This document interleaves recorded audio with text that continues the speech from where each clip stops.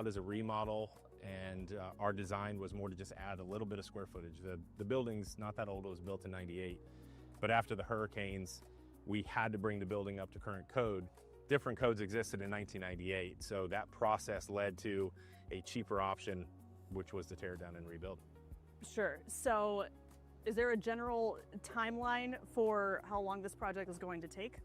Yeah, so the tear down should start in December. So by the end of the year, it should be all flat ground. And then we're being told anywhere between 12 and 14 months before the new station is complete and ready for our crews to move back in. Gotcha. Okay. So with a project like this, what does the cost look like and where are those funds coming from? So the majority of the funding is through surtax. The total project is around $17.5 million. So since a brand new building is being built, what kind of improvements can be made by taking that route? So one of the biggest is we are a critical infrastructure building, so our crews are expected to respond as soon as the storm clears. The new building will be rated up to a Category 5 hurricane, and that meets the code for our wind load this far inland because we get a little bit less intense winds as we get away from the coast. Sure, that makes sense. So we're coming up here on some beautiful trees. Mm-hmm. So tell me about the plan for these. Are some of them sticking around? What is your plan? Yeah, absolutely. So one of the things we did very early in the project is we recognized that to the best that we could, we wanted to save as many trees as we could, but especially the mature oaks. Sure. They provide a lot of shade and they're beautiful and, you know, native to Florida. So we worked with the contractor to design the parking lot in a way that we could really maximize the ability to keep these trees. So a large amount of these more mature oaks that you see that were standing under the nice shade canopy, we were able to keep a lot of these trees. Some of the smaller oak trees and some of the older palm trees we won't be able to keep, but we worked with the city arborist to ensure that, you know, we did the best we could with how that design can be and found out that honestly some of the palm trees are at their end of life as is. Got it. Okay, well that's great. I know a lot of the residents are going to really appreciate that as well. So to cap it off, service is staying the same. Everyone's getting the same level going forward. Yeah, Madison, you're right. So the crews that normally operate out of this fire station are just going to be a little ways down the road in a temp station with a temporary apparatus bay. And all of our administrative staff from Fire Rescue are moving into City Hall, which is right down the street. And if you need anything from Fire Rescue, you can go in the front doors of City Hall, turn to your left where Economic Development just moved into, and you'll see a friendly face from Fire Rescue ready to help you out. That's great, continuing to provide that exceptional customer service. So I really appreciate all the information, Chief. Thanks for joining us today. Thanks for having me.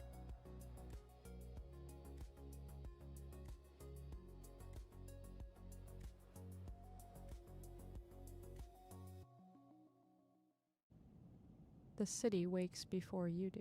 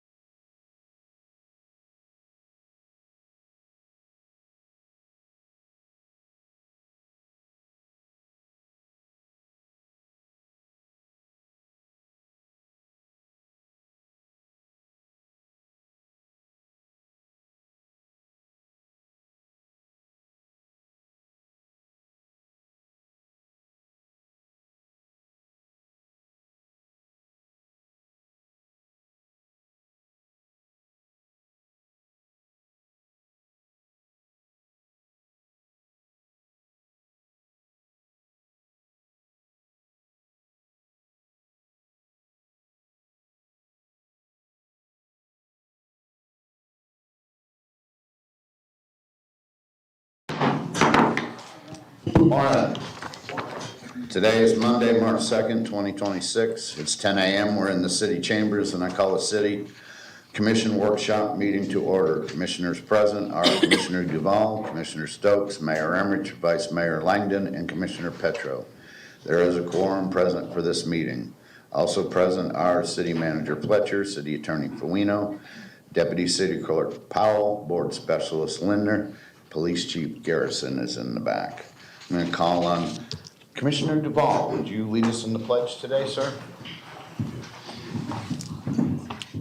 I pledge allegiance to the flag of the United States of America and to the republic for which it stands, one nation, under God, indivisible, with liberty and justice for all. Thank you, sir. Public comment, City Clerk. Yes, we do have a few. First e-comment, Robin San Vicente. Good morning, Commissioners. I am commenting on the February 24th, 2026 agenda item regarding the situation between Commissioner Petro, Civil Engineer Tim Drum, and the city. After watching that meeting and seeing the evidence applied by the city, Commissioner Petro, and Mr. Drum's public comments, I have to say that it is very disturbing. Once again, the citizenry watches, hears, and sees. In this particular situation, we are left with unsubstantiated facts along with defamatory and slanderous statements against the sitting commissioner and Mr. Drum.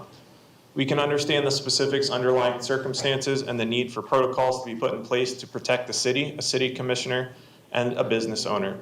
However, that was not projected outward to the citizenry. All right, next in person, Joseph Majorino.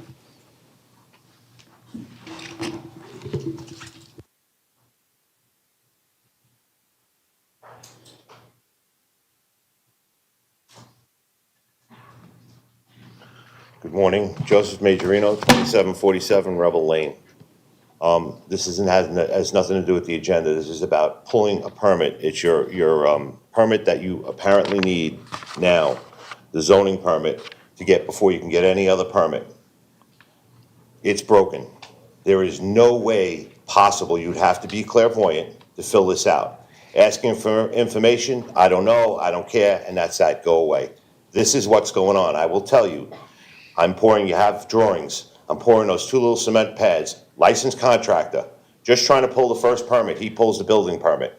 It says, are you pouring cement? The answer there is no. How am I supposed to know that as a resident? Not possible. Top of that, you're charging twice on the form for the same project in square footage. Met with, do this quick, Lori Barnes. Talked to me like I was a little child. There's no problem, there's no problem. Can you please look down on the paper? It's this, and this. You add this, and this is what it is. It gets worse. They asked me to leave the building, not because I was cursing, not because I was loud, because they didn't like that I was speaking to another resident about what's going on, what happened to free speech. City manager refuses, and this is pointing at him, refuses to meet with me totally about anything. This is about a permit. It's not about sitting commit. It's not about Debbie McDowell. It's not about anybody. This is about just pulling a permit. I have no problem with the money. It's impossible. You say AI and ease of use.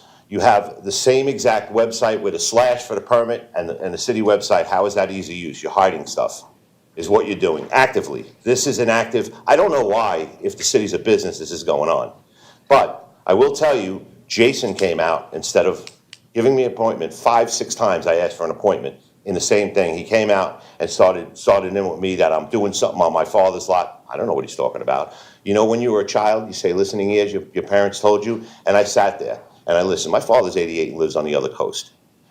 This was designed to start either have me kicked out, trespassed, or arrested. The police are aware of this right now. Past that, he asked me what my disability is. Civil rights violation, right? None of this had to take place, none of it. In the end, he pulled a lane away from me, the lead of the department, and I said to him I didn't appreciate that yesterday, and he started, and that's not what I said, Jason, and he followed me to the elevator, which is aggressive. This is a problem. This should send, there are multiple other, I don't have the time, there are multiple other problems. I will sit with any of you. Whatever the thing is, needs to change. This is a problem for the city. I cannot believe I am embarrassed at 60 years old to call this my home. This is sad that this happens to anybody. Nobody should be treated like this. And you have to make it possible. It's a violation of state law. For me to pull a permit, it's not that it's hard, it's a violation. Thank you. Thank you, sir. Oh, and by the way, they won't, I was to understand you can speak 3 times in a row. They stopped that. That's another violation there. I know there's a guy that comes in and fills out 5 of them. Just, not that I want to waste your time, but this is important. Thank you. Thank you, sir. Thank you all. Good morning. The last time I was here, Mr. Fletcher brought up the issue of transparency. And that is why I'm here, to be transparent. The agenda item that he brought up with the geotechnical guidelines and what they're accounting is not transparent at all. It has about half the facts, and of those half of those facts, they're vague, misleading, and a couple of them are outright slanderous and accusing me of not doing my job correctly. Let me point out one to you. In one of the emails, they bring up my email to them where I stated that I did not believe the city of Northport has bad soils. Down below in red, he likes to use red to point out his points.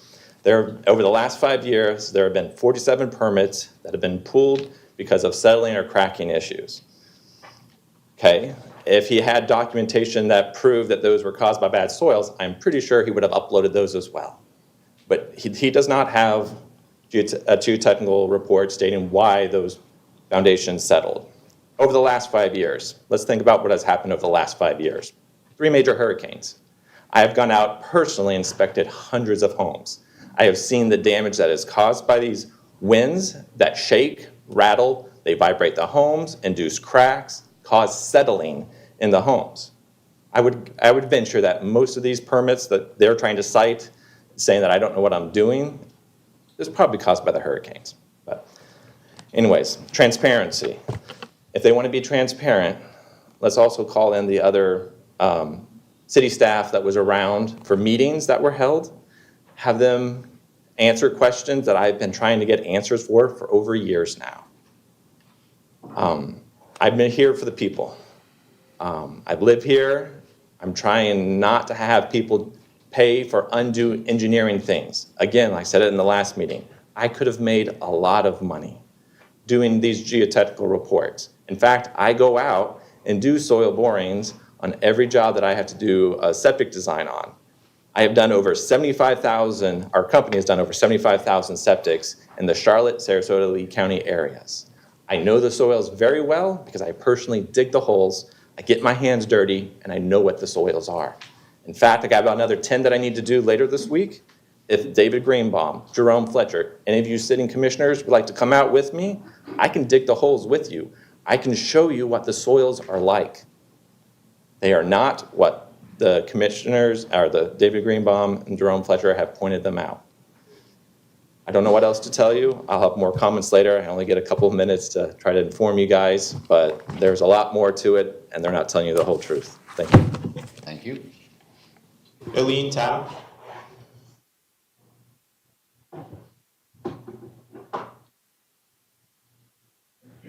Hi, my name's Eileen Tatum, and I am president of the Northport Senior Center. Good morning, and thank you, Mayor Stokes, Vice Mayor Emmerich, and commissioners. I am here today to ask you to consider to keep the Northport Senior Center rent at $200 a month when we are rehoused over at the Mullen Center. Our methods of fundraising are going to have to be revamped, which we are presently working on. Having access to the Senior Center on evenings and Saturdays allowed us to include the community in fundraising efforts, such as quarter auctions and yard sales. The board is discussing different fundraising ideas that can be done outside of the Mullen Center. This would be helpful in planning our activities for the remaining year and how to plan for future fundraising ideas in the future at the Mullen Center. Thank you for your time. Thank you. Tim Doyle.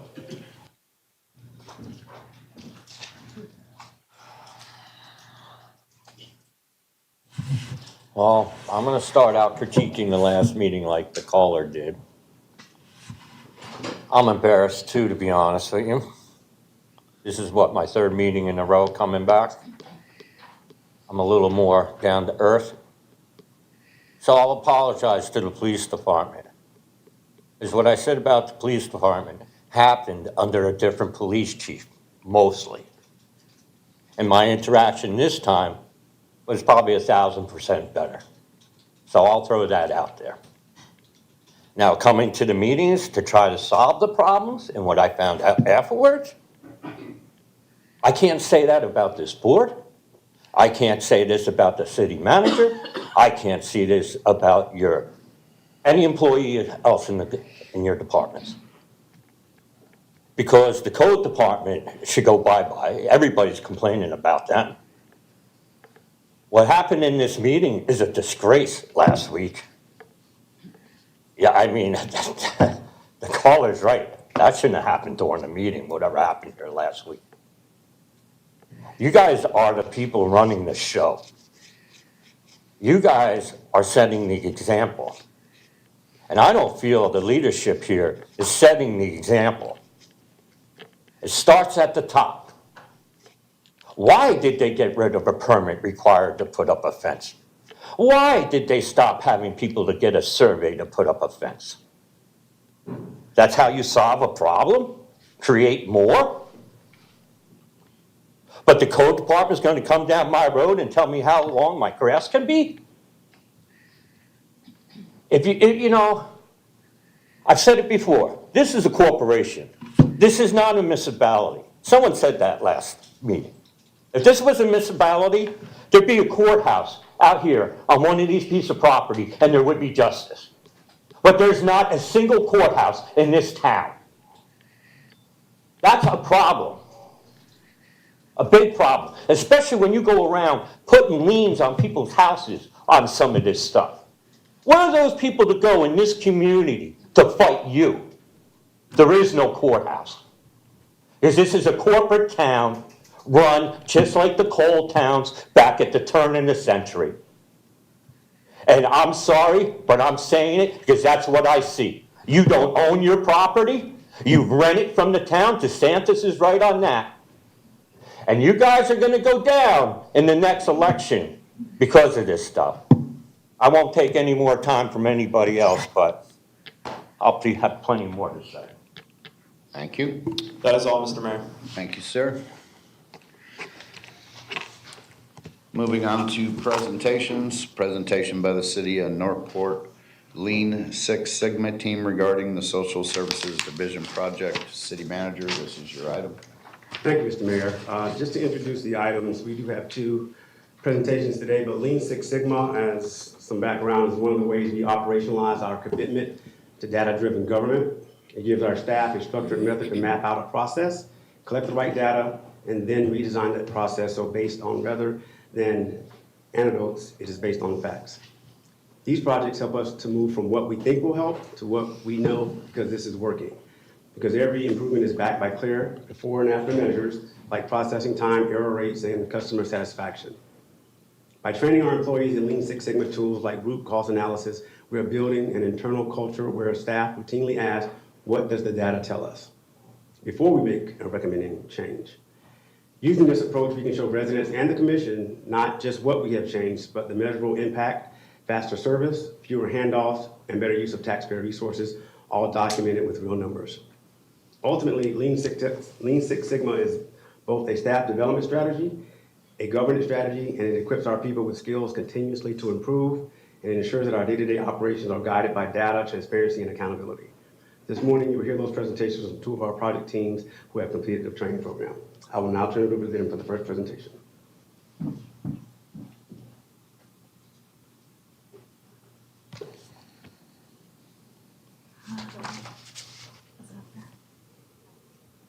Can you share the presentation on the screen? Thank you. All right, good morning, everyone. Thank you for allowing us time to present our projects to you this morning. My name is Jennifer Sedonis. I'm a grants coordinator within the city manager's office. The Lean Six Sigma process starts with the define phase. During this phase, we identify the problem or opportunity. We define our project scope, understand our customer needs, develop a project charter, conduct high-level process mapping, and set our project goals. For our project, it focuses on the perception that there are unmet social services needs in the city of Northport, and therefore individuals are underserved. The city's Social Services Division does a great job and provides resources and services to support individuals and families in need of short-term financial assistance. There is an opportunity to develop and improve on standardized tools used for data collecting and tracking quantifiable data from citizen inquiries and program usage. Working with the Social Services Division, Our team developed a project charter to document the problem statement, identify goals and objectives, define our project scope, specify team members and responsibilities, and develop a timeline for the project from start through implementation. I'm going to draw your attention to the business case and benefits on this slide. This is our project charter in whole. Gathering quantifiable data will enable the City of Northport to measure access to services and identify gaps and unmet needs within the community. This data can then be used to support informed resource allocation and drive funding decisions. The SIPOC is a high-level process mapping tool. It's also on your screens. It's used in the define phase of Lean Six Sigma. It provides a clear overview of a process by showing its main elements. It's useful for defining project boundaries, aligning team understanding of the process, and identifying our stakeholders early. In this instance, our team used the SIPOC to identify the intake process for a citizen or organization who's requesting services from the Social Services Division. I'll draw your attention to the process column. This is the process of when someone requests or when an organization requests social services assistance. The request for assistance is received, a pre-screen is completed or assigned, then the pre-screen is completed and an appointment is set. Eligibility for that is determined and services are provided, and the file is then documented and closed. Next, Anna will discuss our next steps in the measure phase. In the measure phase, we look at what data is being collected and how it's being collected. Oh, I'm sorry, Anna Duffy, I'm with Fire Rescue. The first step in the measure phase was the development of a process map. What we did is we sat with social services and we mapped out their process, how they take in client information and how that client information gets tracked and flows through the ultimate resolution and closure of the file. Everything starts with the citizen who contacts social services in need of assistance. The staff assistant 3 takes their phone call or takes that walk-in, and they start that intake process on their intake tracker. From there, depending upon the client needs, a client services specialist or a CSS will get assigned. And if that client is being assigned to a CSS, at that point, the CSS takes over the tracking of that client's progress through resolution. What we found in going through our process map was staff was noting certain information on their tracking sheet, but the sheet did not capture key data points and enough detail to provide for quantifiable analysis. Also, the intake tracking records were not being closed out, so that intake loop was not being closed. So staff was having to look in multiple places in order to aggregate monthly data on what services were required or asked of that month. Also, the client service specialists were inputting tracking information in a parallel system, which basically created kind of duplicative entry, but they were capturing pieces that the initial inquiry tracker just weren't capturing. The next piece of our measure process was our data collection. The existing tracking mechanism that they had captured date and time of an inquiry, contact information of the client, nature of the inquiry, and resolution if it was assigned to a CSS. If it wasn't assigned to a CSS, the resolution information was lost. In the nature of the inquiry, they were capturing it in text. The information was being entered into the tracker as free text. So the way it was being entered, it wasn't consistent, and it made it difficult to count or quantify. So from there, we determined there really wasn't enough data for us to work with to analyze. So we looked at the why of that situation and how we got there. And from there, we go to Alex for the analyze phase. Morning, everyone. Alex DeRamio, Financial Systems Admin with IT. So the problem we were asked to analyze was that citizens of Northport are perceived to have underserved social services needs. We started by looking at what drove that perception. We asked, why do people believe needs are underserved? What we found was only anecdotal feedback that some residents have difficulty accessing services. When we looked deeper, the main issue became clear. We didn't have consistent, measurable data on client access, needs, outcomes, or satisfaction. When we met with social services, we learned that the existing tools and workflows were well designed to deliver help quickly and effectively, but not to support long-term measurements. In the past, analytics was not prioritized because there were no clear KPI requirements or data governance roles. There was also no defined ownership for satisfaction metrics, service levels, or data quality. Because of that, the city did not have a reliable baseline to confirm or disprove the perception that needs were underserved. This context is important because current city leadership has made it a priority to move towards data-driven decision-making, with more standardized data capture and governance. This gives us a great opportunity to improve how we measure services, not because the process is broken, but because we want better insight. Identifying the root cause helped guide the next step of our Lean Six Sigma analysis. What we found is that the process works well for service delivery. Customer service logs inquiries at first contact, and client services continues the case in the same system. Clients typically work with one specialist, and information is not lost between people or systems. We did not find backlog, hidden inventory, or signs of routine rework. Bottom line, social services is effective at meeting client needs. The main gap was around the lack of data capture for analytics, which limits the city's ability to set baselines, track outcomes, and make fully informed decisions. The next phase focuses on targeted improvements to close those data gaps and strengthen the city's decision-making capabilities.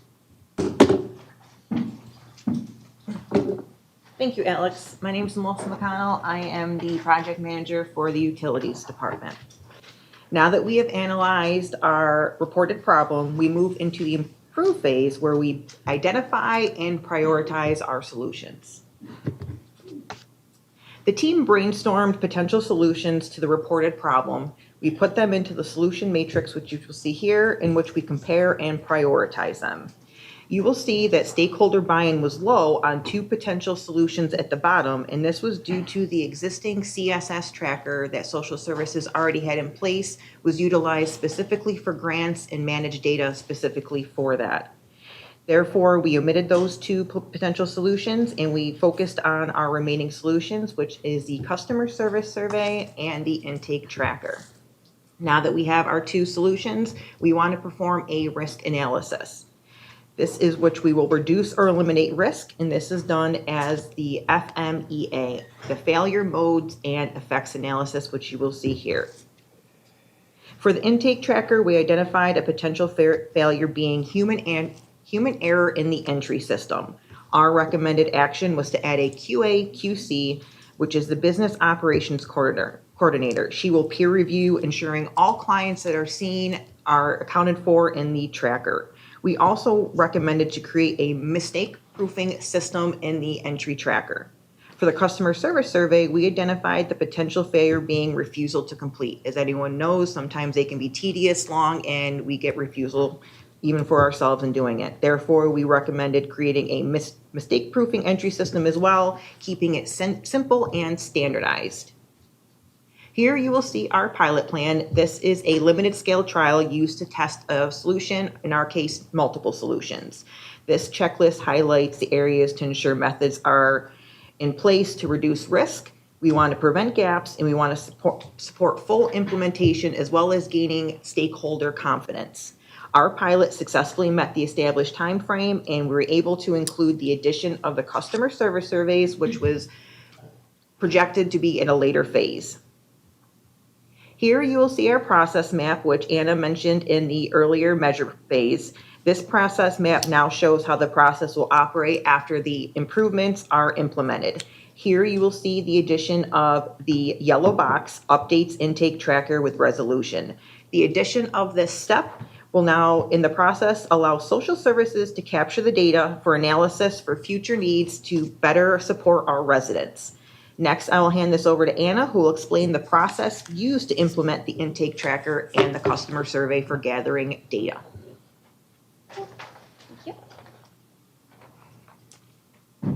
In our proposed solution, we proposed using tools that the city already had in existence and social services had access to. So we proposed an updated and improved data tracker for client intake tracking through using smart sheets. The first phase was an improved grid mechanism to capture key data points. It breaks down requests into types, categories, and subcategories, allowing social services to really drill down on the data. Also, in order to make the entry into this grid easier and more efficient while staff is on the phone or working in person with a client, we developed an intake entry form which uses lots of drop downs, data validation fields, and logic to streamline that entry process, make it faster, and also the use of those drop downs makes the data more consistent than the prior tracking method. The next piece to the client intake tracker was the development of a dashboard. We were collecting all of this data, but we wanted to be able to see it visually. So we worked with social services to create a dashboard, and that this will give them year-to-date and monthly metrics at a glance. Once the client tracking solution was done, we worked on the post-service client survey. Again, we used the Smartsheet tools, developed a new grid, and in order to increase the rate of capture and completion on these surveys, we worked with social services to develop a limited number of questions that they prioritized to make sure that the data that they were capturing from their clients was key and important in their decision-making going forward. And again, we used the same kind of consistency tools in this entry form as we did in the client tracker. And now that these things are done, we do foresee that these things will evolve and change, and social services will have the ability to change the grids, change the dashboards and surveys as they need to going forward. And with that, we move into the control phase with Rebecca. Good morning, Rebecca Levan, business analyst in IT. So this phase is about making sure our improvements stick. We want them to become a part of daily work. So we focus on consistency, clear ownership, and simple tools that will keep the process moving after project closure. Here you can see our control plan. This is showing exactly what will be reviewed, how often, and who owns each part of the process. So for example, you can see inquiry tracking will be reviewed monthly by the process owner using reports on categories, outcomes, and response times. This will help track trends, and it keeps leadership informed. On your screen, you can see the communication plan. So this is how the right information will get to the right people. So for an example, you can see social services staff will receive regular updates through team huddles, email reminders, and dashboards to stay aligned. We will be monitoring a few key areas, including accuracy, timeliness, and error rates. These metrics are reviewed on a regular schedule using defined thresholds that will indicate when any follow-up actions are needed, such as retraining or process adjustments. A little bit more time. How much more time do you? Just about 2 minutes. Okay, you got it. Okay, thank you. Okay, so of course we want to try to prevent errors before they happen. So to help with this, we built mistake proofing into the tracking system. So things like required fields, drop-down menus, and predefined categories will help reduce the chance of missing or incorrect information. So we use the same mistake-proofing approach with the post-service client survey. Required questions and simple response options make it really easy for the client to share feedback, which helps the city gather reliable data, and help understand service trends over time. As we close out the project, ownership will transition to social services. We will hand off final documentation such as training guides and finalized procedures, while leadership will continue to monitor adoption to ensure our improvements stay a part of the daily operations. And that concludes our project. We really appreciate everyone's time and attention today. Thank you very much. Thank you. Nice presentation. Commissioners, questions, any discussion?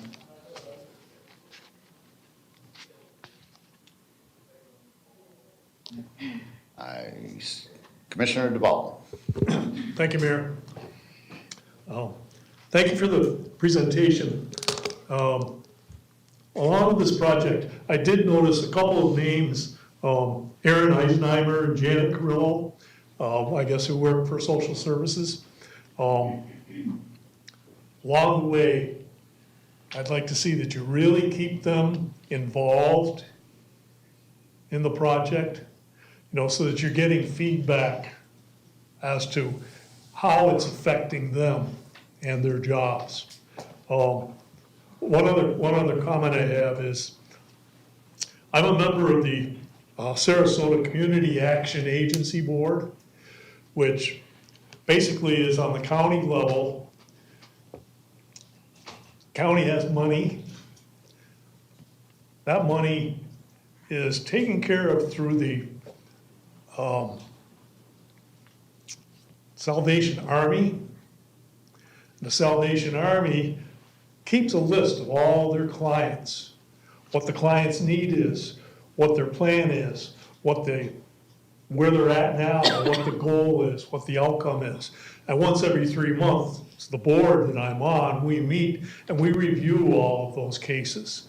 Altogether, for social services, what we're looking for is to alleviate the need for the social services. To get the clients on their feet, to look at what they really need. So I would just suggest that maybe someone get in touch with the CAB up in Sarasota.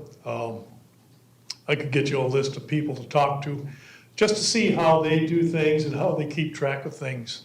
And we do, every 3 months, we get a listing of, client A came to the country 2 years ago, is applying for citizenship, is in education classes for language, career, and really by keeping track, there's quite some amazing stories. The very first one I saw was a lady that came here. She was on her own, taking care of her children on her own. Through the program, they got her on a track. She now owns her own home. She owns her own car. They're paid for. She's gotten her real estate license. She's a success story. And this is kind of what we're looking for. Thank you. Can I make a comment? Good morning, everyone. Janet Carrillo, Social Services Manager for the record. The program that you're talking about, Pathways of Hope, we are already involved with Salvation Army regarding that. So we've already connected, but thank you. Vice Mayor. Yeah, thank you, Mayor. I had a bunch of questions. Some of them have been answered through the presentation, so some of these might just be suggestions rather than questions.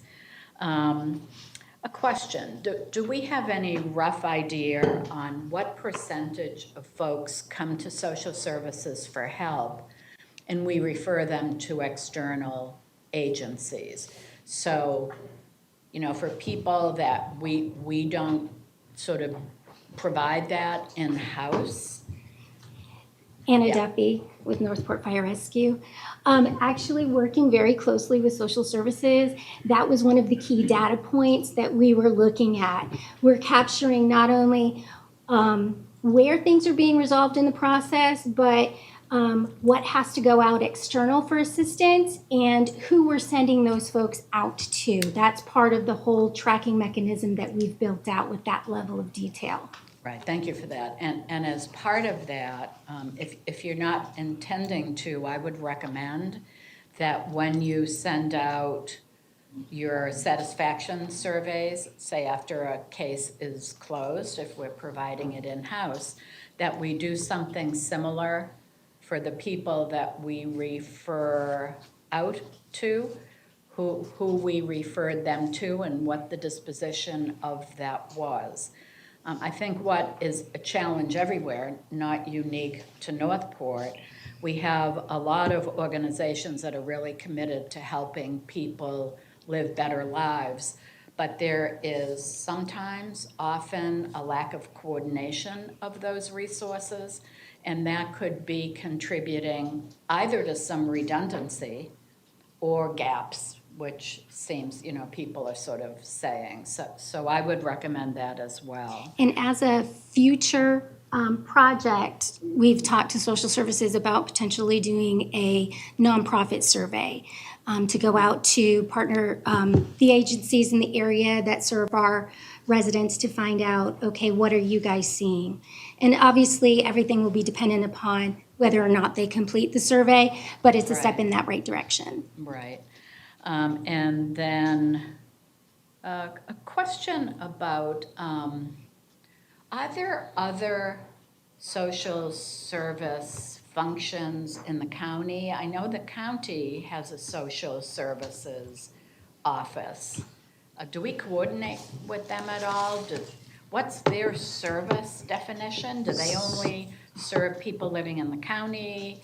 So if you're asking me about Sarasota County and the services they provide to the community, Yes. They are not in the direct services line of Okay. business. That is where we come in. Okay. They offer support to the nonprofits providing the direct services. Okay. So we're a little bit different and unique in that aspect, where I believe we do a little bit of both. Right. In that capacity, but our main function every day is to be the first point of contact and do the direct services, boots on the ground type of services. Okay. The other thing I'd love to see in your data analysis is trending information. You might be planning on doing that anyway, but it would be very helpful. When I looked at the services that you guys provide and how many intakes there were some pretty sharp drops in requests for certain things, and I think it would be helpful over time, particularly people who are late on mortgages and rent. It would be very helpful. You would sort of be a first line of defense, providing feedback on the overall financial health of some of our families that are more in that Alice category, or maybe you're below. Right, yeah, and I believe there's a few things that affect that. We've had that conversation with the Six Sigma group. A lot of things that could trend are the holidays. So sometimes you'll see a spike right after the holidays. Yeah, I saw that, right. And so that's where you see that big. People are buying presents instead of paying their rent. Yes. Yes, so there are some trends, but I do like the suggestion of capturing exactly what that trend was and why there was either the uptick or the drop in the request for services. Yeah, that would be helpful. And let me just say, I was delighted when I heard about this Six Sigma project. I come out of the high-tech industry, and we've sort of used that process for a very long time now. And so I'd love to see it applied to areas in the city where we feel we could make some improvements or achieve some wins by studying it. So thank you all for doing the work, and I understand you volunteered for it. I'm thinking you volunteered for it. So I've been volunteered in the past. You will do it. But thank you for that. Very valuable. Got it? Yep, I'm done. All right. I see no one else. City Clerk, public comment? Tim Doyle.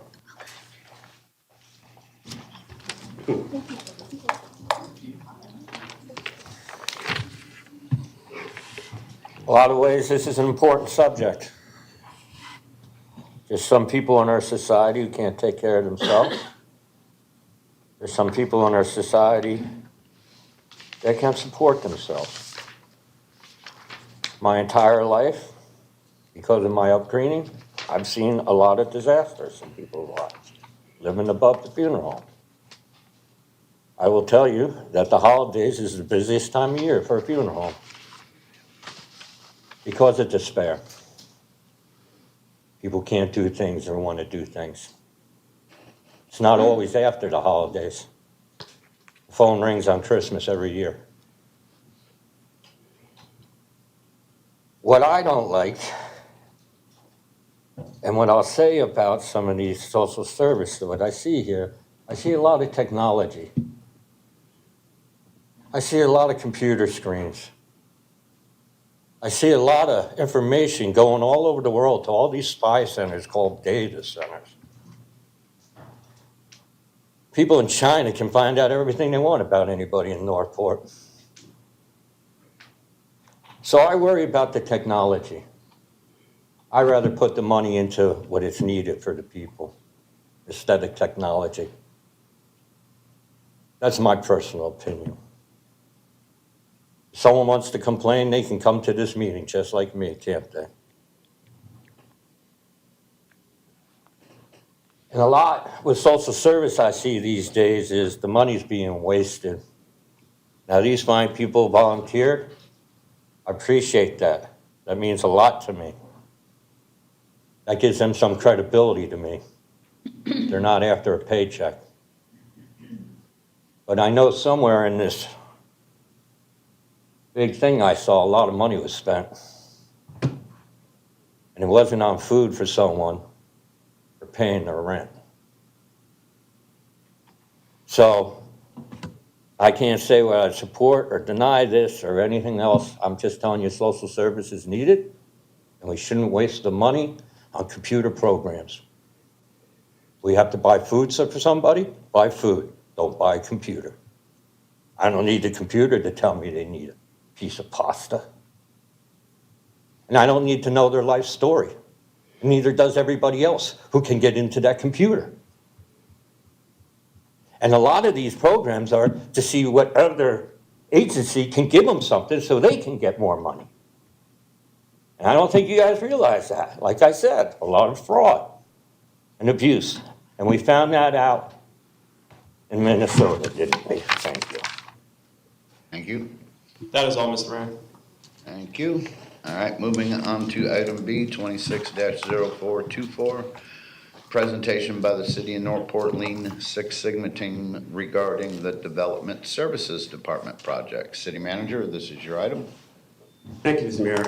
As we get into the second project here today, I just want to make sure that we point out that we do recognize Development Services on this list as a applicant for their services. Development Services has gone through a cultural change since Elena Ray got here a few years ago based on what she inherited when she came in the door, and has built a very strong team, as well as a code change with the ULDC that was done a few years ago to make sure that we can maximize the potential of the city as well.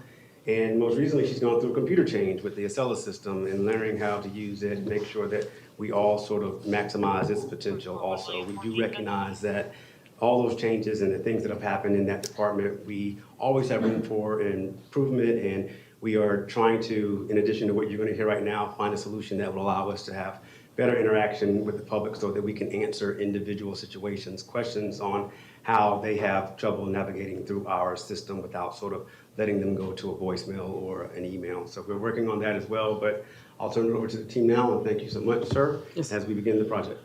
Thank you very much. Thank you, Mayor, Commissioners. Scott Jolwin, Accreditation Coordinator with Parks and Recreation Department.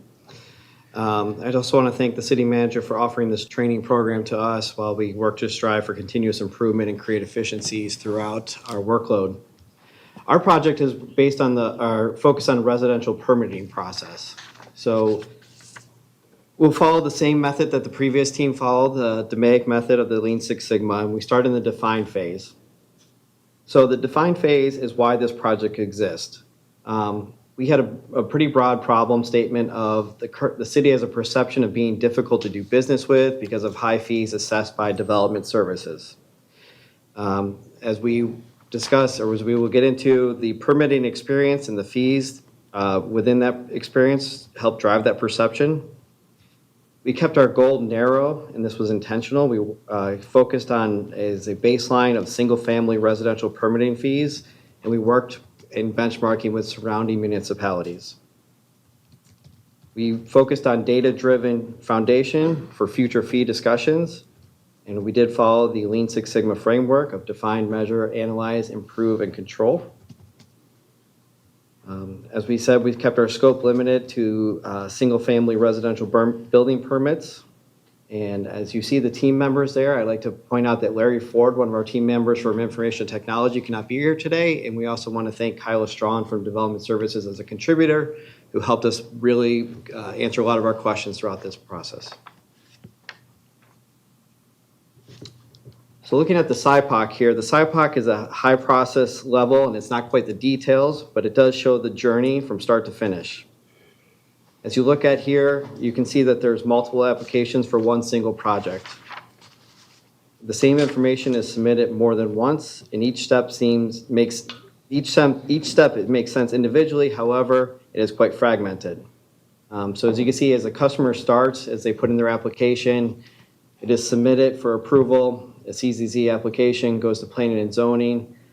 And as you follow the lanes down, you'll see that as it goes through and gets into a staff review, one thing I want to point out is in the third process box of separate building permit applications. So within that, there was separate permit applications for multiple trades such as plumbing, electrical, and roofing, where the customer had to submit duplicate information multiple times.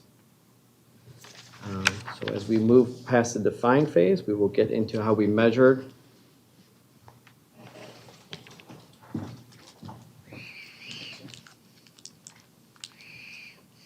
Morning, everybody. Kyle Bestie with IT. So this is the process diagram from when we started this project back in July. There's been a lot of great changes since then, which we will cover later in this presentation. So you would start out to get your permit, you'd have to apply for your CZC, you'd pay your submittal fee, you'd go through an approval process, you would then pay your CZC fee and have that issued. You would then have to submit a application permit, pay an application permit fee, go through a submittal process, pay the permit fee, and have the building permit issued. You would then have to follow the same process for the trades permits, pay an application fee, submittal process, permit fee, and have those trades permits issued. I do want to point out that the trades permits could all be submitted and reviewed at the same time, so you weren't waiting for one to complete before the next one could continue. For our data collection, we narrowed our scope to the total fees needed for a residential home valued at $350,000 and about 2,300 square feet. That's about the average size and cost of homes being built in this area at the time that we started this project. We also collected the number of permits needed to begin construction and the number of times that a resident would have to pay to have those permits issued. So we collected data from Manatee County, Charlotte County, Bradenton, Punta Gorda, Sarasota County, Fort Myers, Venice, and Northport. As you can see from the graph, Northport is at about $4,800 or about $2,000 above the mean. I do want to point out that there is a $1,500 road fee that is collected prior to permits being issued in Northport. That fee is collected by other municipalities. It's just collected at a different time in the process. Looking at the number of payments required, most municipalities are anywhere from 1 to 2. We were at 9. And the number of permits required is also 1 for everybody else except Northport, which is at 6. And moving back to Scott for the analyze phase. All right, so now that we have defined and measured our problem, we're going to start to analyze it. Again, we worked with the tool of the 5 Whys tool. This is a tool to get past the surface explanations of the problem. So again, our starting problem, the city is perceived as difficult to work with compared to surrounding municipalities. and we start to ask ourselves why to get to a root cause. So the next thing we notice is that applicants are required to obtain an excessive number of permits to complete a single project. These permits requirements are fragmented across multiple trades, each requiring separate approvals. As a customer, you will see that there is not a consolidated permit pathway. And then the root cause shows that the city adopted a fragmented permitting model while comparable municipalities use a consolidated permit pathways. Additionally, we looked at identifying waste. So identifying waste, and Lean Six Sigma defines that as non-value added activity. So this is where we're trying to create efficiencies. There's 8 categories where you look at waste to see where you can find some efficiencies. As we look at the defects, we did not find any there, along with transportation, inventory, and motion. However, we did find waste in overproduction, which is the excessive number of permits required for this single-family project. The waiting, which is the separation of permits, requires a customer to submit the same information multiple times. Non-talent utilization, so staff and customer time is spent managing duplicative permit requirements while they could have been doing other things. And extra processing, so multiple permits require duplicative review and approval steps. And as we talked about, we did bring in the Acelo program, and we did notice that it streamlined certain aspects of this process. We still found significant waste due to the number and fragmentation of permit requirements.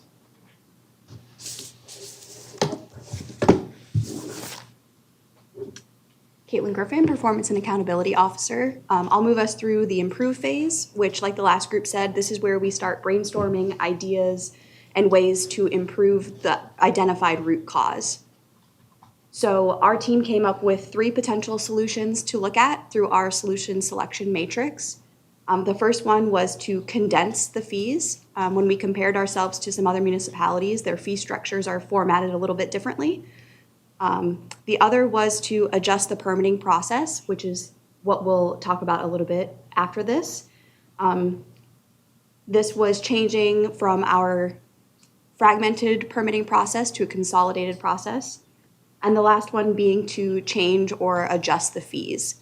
At the time of our initial analysis, the Acela process was recently implemented by the department, so our team did not want to recommend adjusting the process as staff was still adjusting to it, understanding how it worked, the community was still adjusting to it, but the development services team had an opportunity through some revisions in Acela that made it a lot more feasible than we initially anticipated. So we wanted to highlight the adjusting the permitting process, which is what has already been implemented by the Development Services Department. So this is the new current mapping. This is not to be, it's already been implemented as of January 1 of this year. So you'll see kind of the same process that was started that Kyle talked about. You apply for a CZC, pay that initial submittal fee. It goes through staff review and potential revisions if anything is required. You would pay the fee at the end and have the CZC issued. And then this new section is where you would apply for your consolidated building permit. You would pay the submittal fee, it goes through reviews. Once it's approved, you pay that final fee and your entire consolidated building permit is issued. And that ends the process there rather than having to continue to apply for the separate building trade permits. So this significantly cuts down the number of applications required, staff review required, payments required by the customer as well. So you're now at 2 documents that are needed for submission and approvals and 4 payment touch points. So then we move into the control phase, which is a little bit different than the last groups because this has already been implemented by the department. So we continue to monitor their performance measures around building permits, how quickly they get reviewed and issued. We look and track at the number of permits coming in and being reviewed by staff. We continue to monitor that and also monitoring feedback from the community. As we started this project, it was based on community feedback that we were difficult to do business with. So we continue to use our different channels through the Development Services Department, through our communications team, to see what the feedback is from the community around this topic, and we'll continue to evaluate that as we move forward. So our next steps with our project, again, like I said, this has been implemented, so we're continuing to monitor the permitting process and any changes in feedback. And we've been told that there have not been any negative feedback based on this specific change that's been made. But we continue to monitor that. We also could expand this review of fees and processes to other permit categories.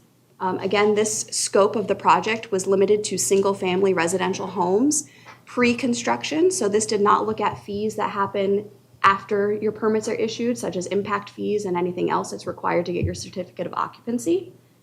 And also at the direction of the city manager, we also reviewed a few other categories in this realm, one being flood elevation certificate requirements.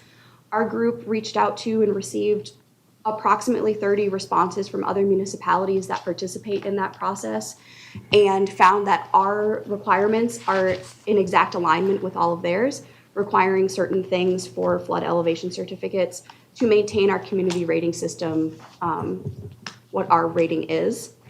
And then we also are continuing to review the road construction fee information. This is something that's still ongoing with our team, and we don't have a full analysis of that done yet, but we will continue to work with Public Works and the city manager's office to look at that and see what we do compared to other places.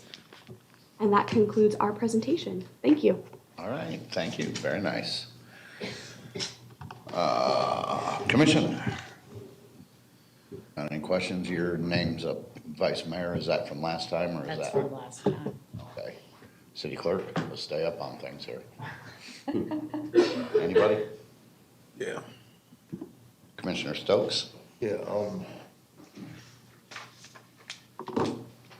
what would have been the rationale for a fragmented process rather than a consolidated process? Why wouldn't we have done a consolidated process from the onset?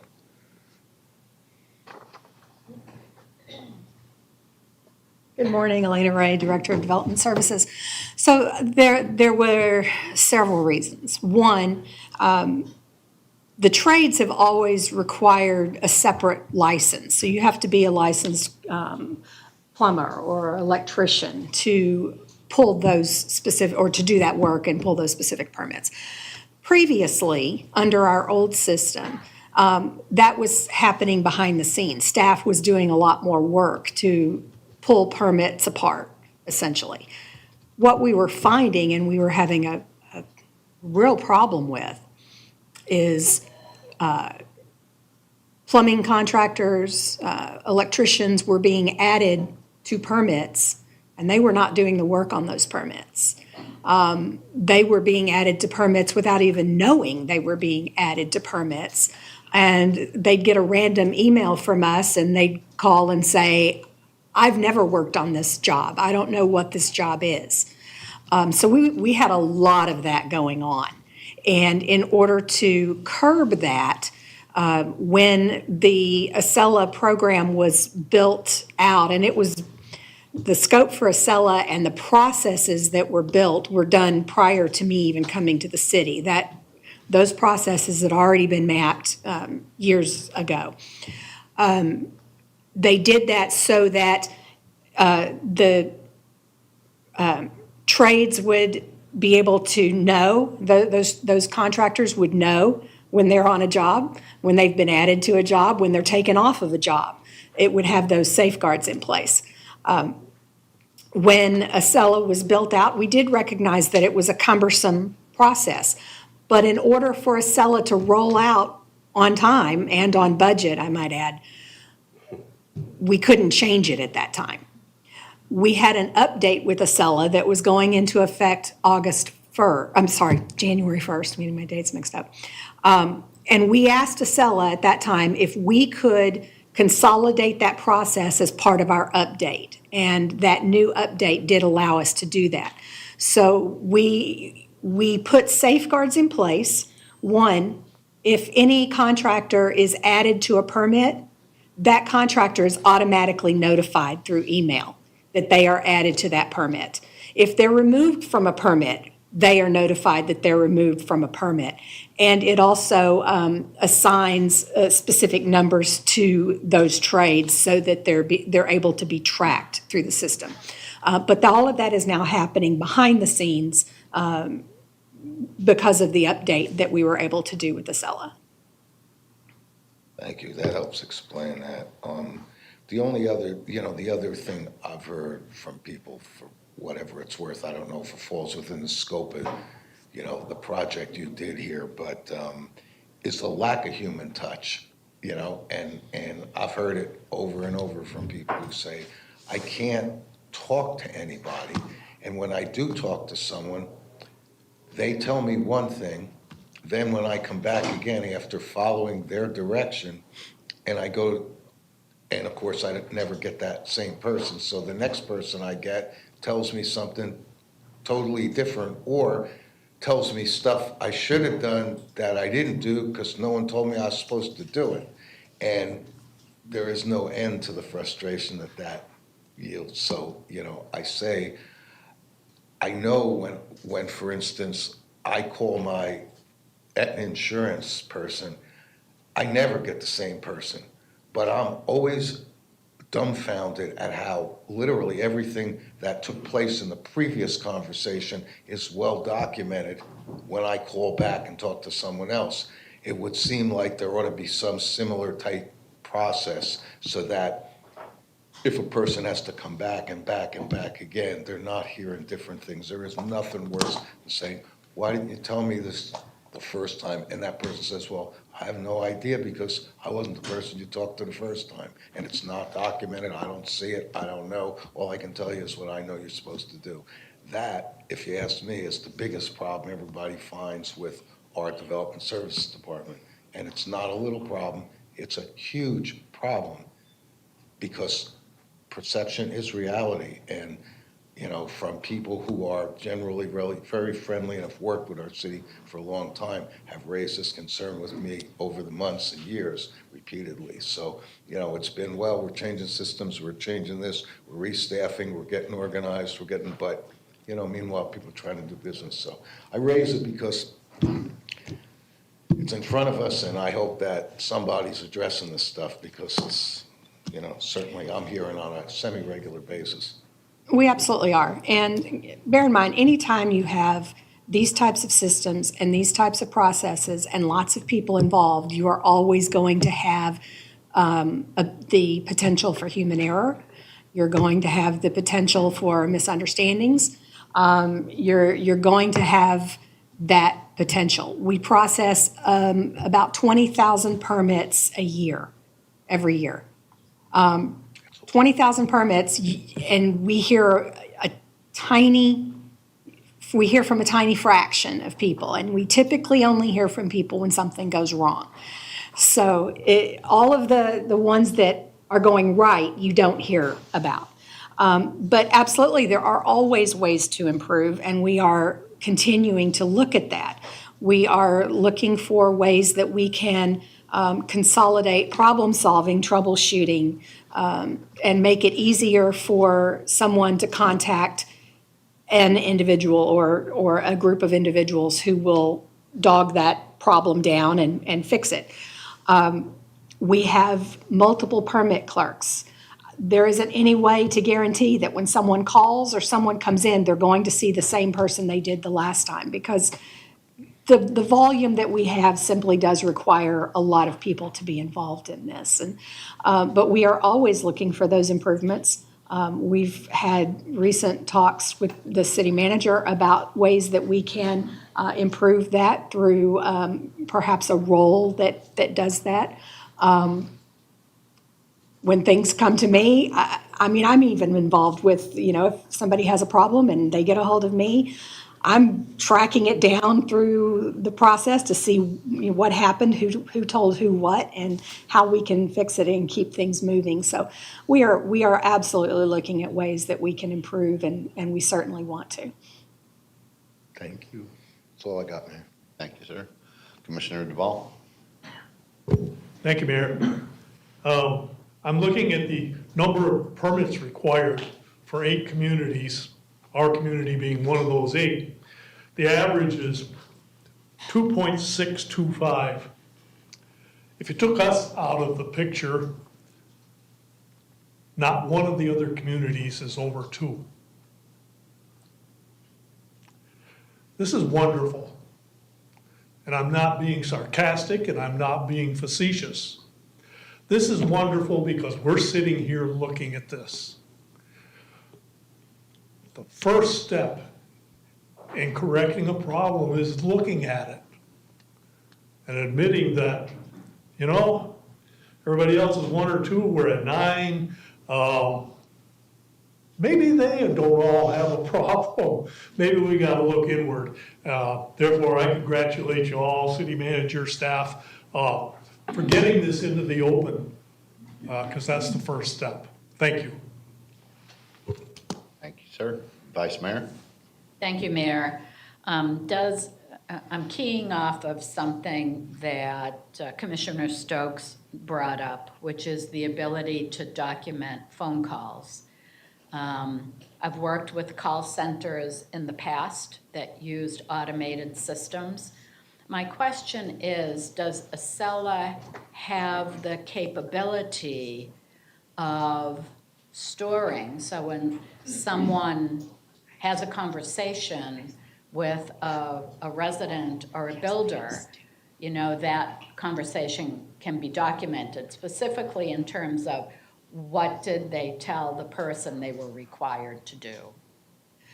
Acela does have a place that we can put notes. So someone could go in and add those notes, and we often do. It requires someone to actually go in every time and do that. That's not a screen that someone would normally have up when they have someone in front of them or they have somebody on the phone. They would have to go in to whatever permit it is and do that. That's assuming there is a permit. Sometimes we have people call and ask us questions and we provide information. There is no record for us to actually go in and document yet. So it's pre-permit. A lot of times it's pre-permit. So there is a way to do that. It's just a matter of every person needs to go in and consistently do it. I'll just say this, that will take more time and it will slow down getting to the next phone call or the next person in line. But it is something that we can do. I don't know that it would be practical to do it for every single conversation that somebody has. We talk to a lot of people, both in person and face to and on the phone. So sometimes it's handled through email as well. When we have emails that go out through Acela, those are stored in Acela, so we can go back through that email chain to get that information. Okay, thank you for that. Sort of in a similar vein, and again, I'm keying off of, because I have heard the same thing over the years. They'll talk to one person and find out what they're required to do, and then they get someone else and it's different. So likewise, can the process, so once a permit is applied for, can the process and the requirements required at that step be documented and scripted? So when people are at, you know, each phase of the process, there's some consistency in what they're telling people. So it is. If someone comes in and they apply for a building permit, Acela, when that permit is issued, it automatically populates what inspections they need and at what point during the process they need those inspections.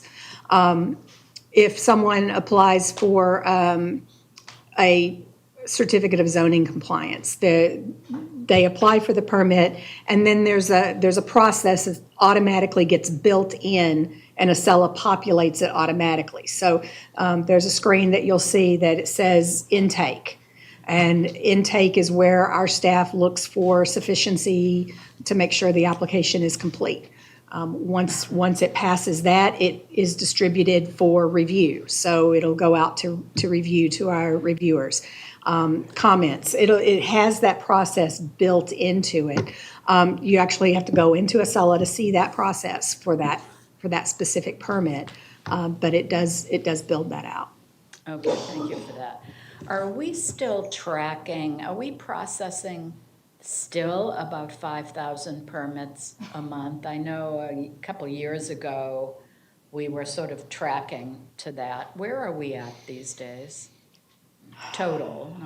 I'll have to go back and look at it. It is a lot of permits. And if you're talking about, for instance, the trades permits, that's where most of our permits are.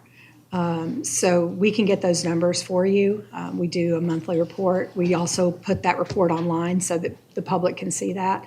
And we have our dashboard that has our permit numbers in there as well, but we'll be happy to get that. And now, did I hear, though, that we did in the last update consolidate that? We So did. we're not So requiring all the trade permits we now? did, yes. So currently, if that chart that you saw was updated with all of the numbers that our surrounding jurisdictions require and the number that we require, it's 2, building permit and the CZC. Thank you for that. And again, I do agree with Commissioner Duval. To solve a problem, you need to recognize it and talk about it before you can solve it. So I give you a lot of credit to doing this project and the folks involved. It can be tough, sort of talking about issues in your department or process for everyone to hear. So I give you all a lot of credit. Thank you. Vice Mayor, I did want to add on to the customer service questions that you and Commissioner Stokes have asked. We're working on a new system that will be kind of around that for customer relationship management. So seeing historic touch points with individuals, as well as a knowledge management system so that it can be updated on a regular basis and accessible to more than just one department at a time. So instead of a siloed knowledge management, it would be cross-departmental. So if someone called a department that didn't handle the specific item, they might be able to find the current information for the individual calling.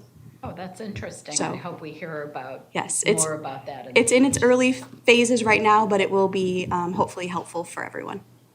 Thanks. Commissioner Petro. Thank you, Mayor. I just have a couple of questions. Caitlin, thank you for your presentation. The slide that I have a question on is slide 11.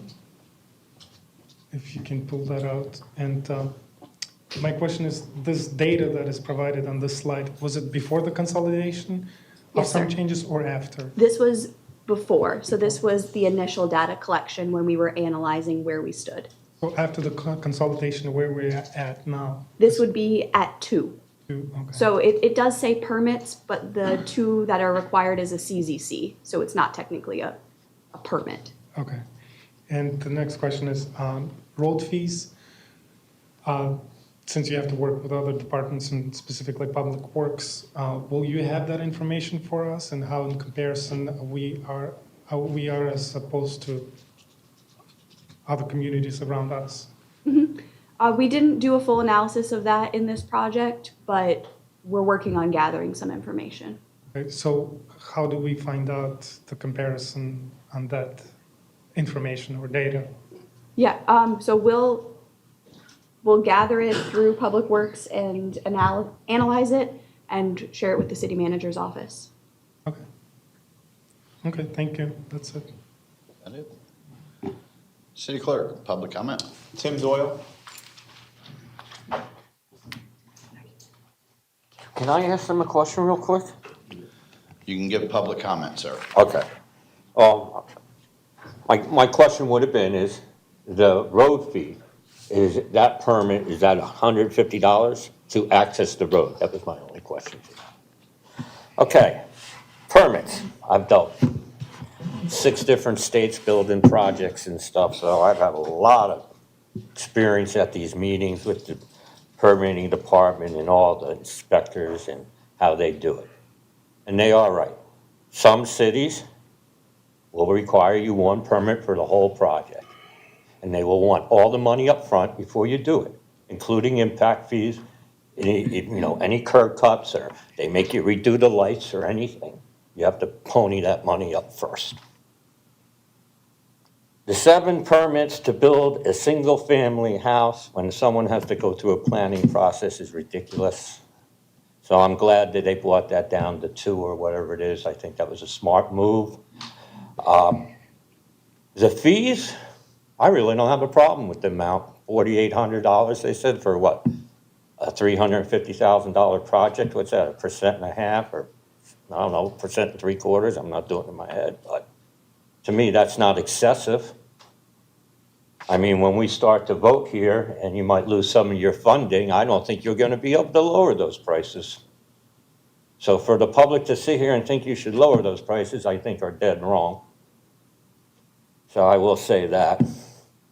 And again, my problem with a lot of these departments is how they treat the people, and that was addressed here a little bit. And I think that really needs to be addressed, because the people are paying for the service. And depending on personalities, depending on the people, things can go awry real quick. My other problem with some of this is the permitting itself. Now, you're requiring a permit to build a house. You require a site plan to build a house, don't you? You require to have the property fenced in with the black stuff, right? So nothing can drain off and stuff around the edges. I don't know why you took away the code that you don't have a permit for a fence. You don't even have a regulation that says you have to build a fence on your own property anymore. When I walked in the building department, when Sandra Lee couldn't believe it and had to pull her out of this building, or she would have been arrested, not me, she would have been. They said you might want to build it on your property. That's what the woman said to her, and I had to grab her and drag her out of that room.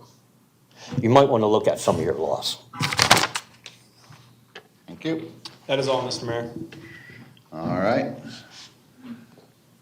I'm gonna move on to item 26-0469, presentation regarding geotechnical report timeline by Development Services Department. City Manager, this is your item. Thank you, Mr. Mayor.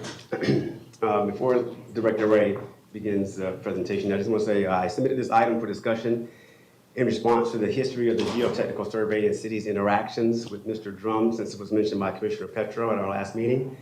It's the clarification of documented history, statutory authority, and governance boundaries. The timeline being presented begins in April of 2023, well before the current commission's composition. In statutory authority, Florida Statute 468.604 requires the building official to administer and enforce the Florida Building Code without interference from any person. And that means me, and I cannot go and tell him and order him what to do if it is against his interpretation. He has to make that decision on his own. That is similar to the fire code and the fire chief, who has that same authority, where he has to make that decision on his own. The building official's authority is an obligation. It is not of political discretion. When field exceeds limits under the residential code, the building official has authority to determine whether additional geotechnical review is required. You'll see that on the first slide as Director Akers sort of introduces, but I want to turn it over to her now, and she'll start us through the presentation. Thank you, sir. Good morning. Could the clerk? Thank you. And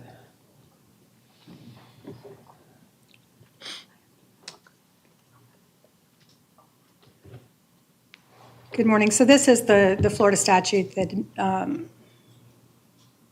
city manager just referred to, that states that the building official will execute their duties and responsibilities faithfully without interference from any person. And I have stated before and will state again that that includes me. I am the building official's direct supervisor, but that is not in relation to how the building official interprets the Florida Building Code or the Florida Building Code residential volume. I am his supervisor in regards to personnel issues, in regards to work hours, in regards to how we conduct business, but I am not his supervisor as regarding interpretations of the Florida Building Code. The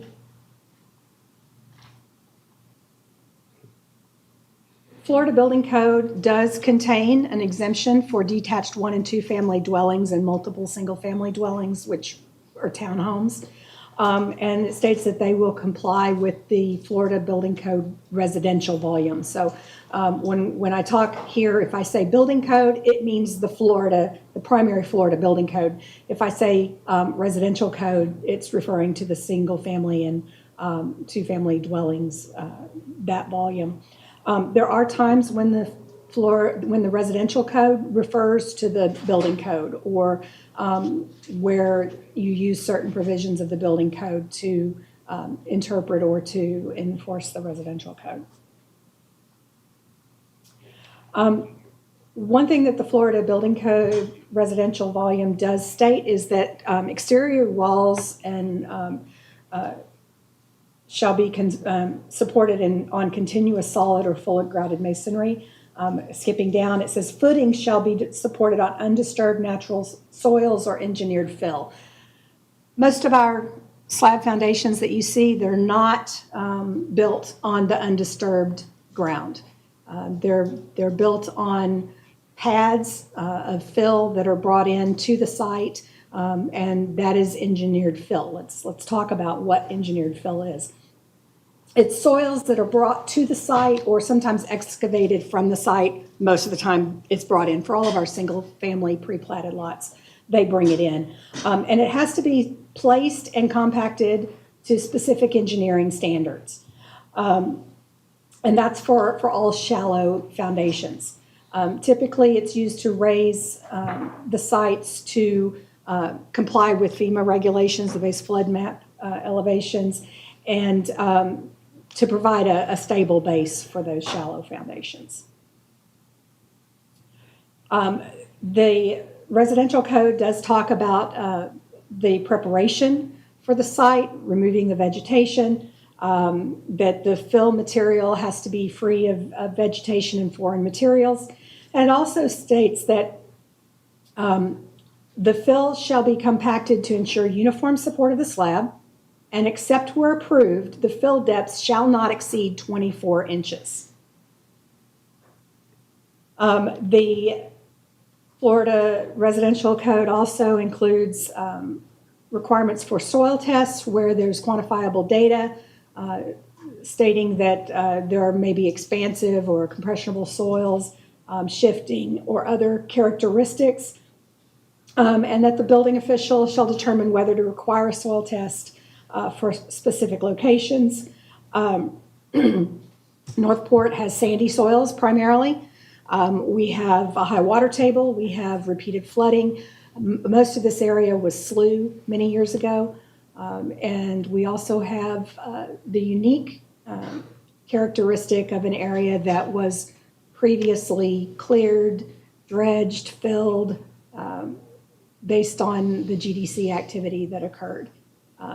We have encountered numerous instances where vegetation has been found below the surface where it was previously buried. And what happens when vegetation is buried, it decays over time and it sinks. And so the ground sinks a little bit. That is one of the legacies that we have. The Florida Building Code does contain regulations for compacted fill, and residential 1 and 2 families, as I said, they're exempt from the Florida Building Code. But when we go back to the screen, when those fills exceed 24 inches, which is what is allowed by the Florida Building Code, unless it's approved, how do we get to, is it approved? How do we know if it should be approved? The Florida Building Code does contain regulations that the building official looked at to determine whether a geotechnical survey should be required and what that geotechnical survey should include. So there are some information here about how to prepare the site, what the soil should contain. You don't want it to contain organic material. You also don't want it to be too fine. If you bring in sugar sand to a site, which we have found, that's going to cause a problem because the sand is too fine and it will cause erosion.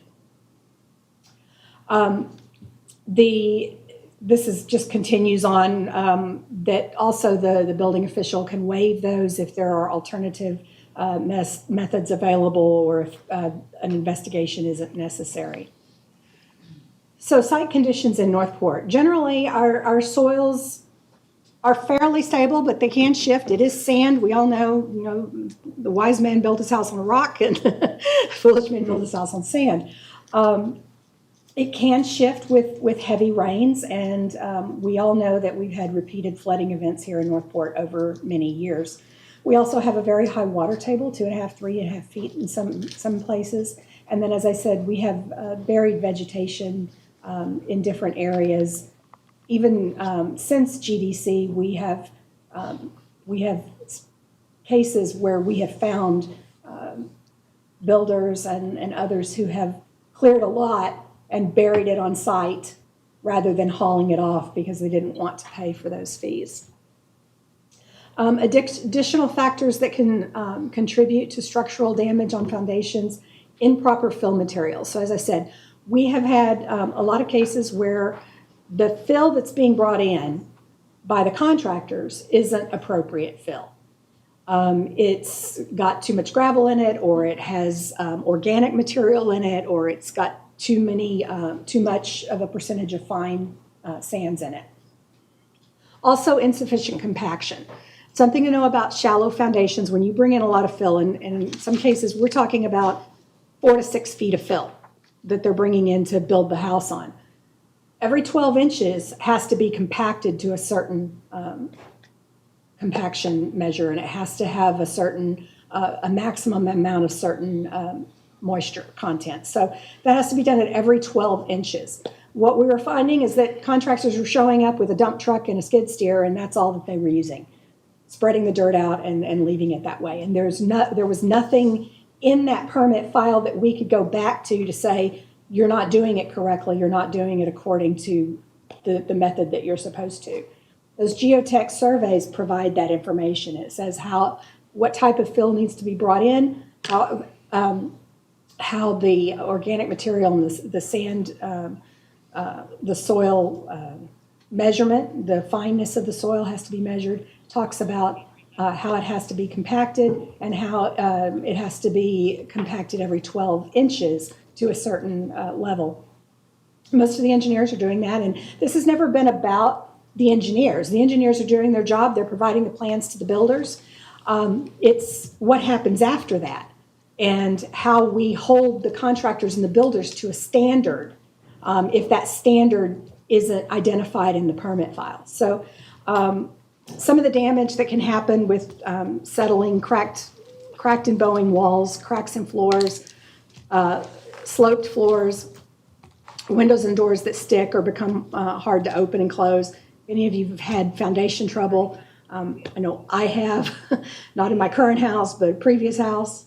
It's extremely expensive. The permits that we've found in the last 5 years for foundation damage, typically in the $20,000 to $40,000 range, and that's just to repair the foundation. That doesn't include repairing walls, repairing pipes that may break, repairing floors.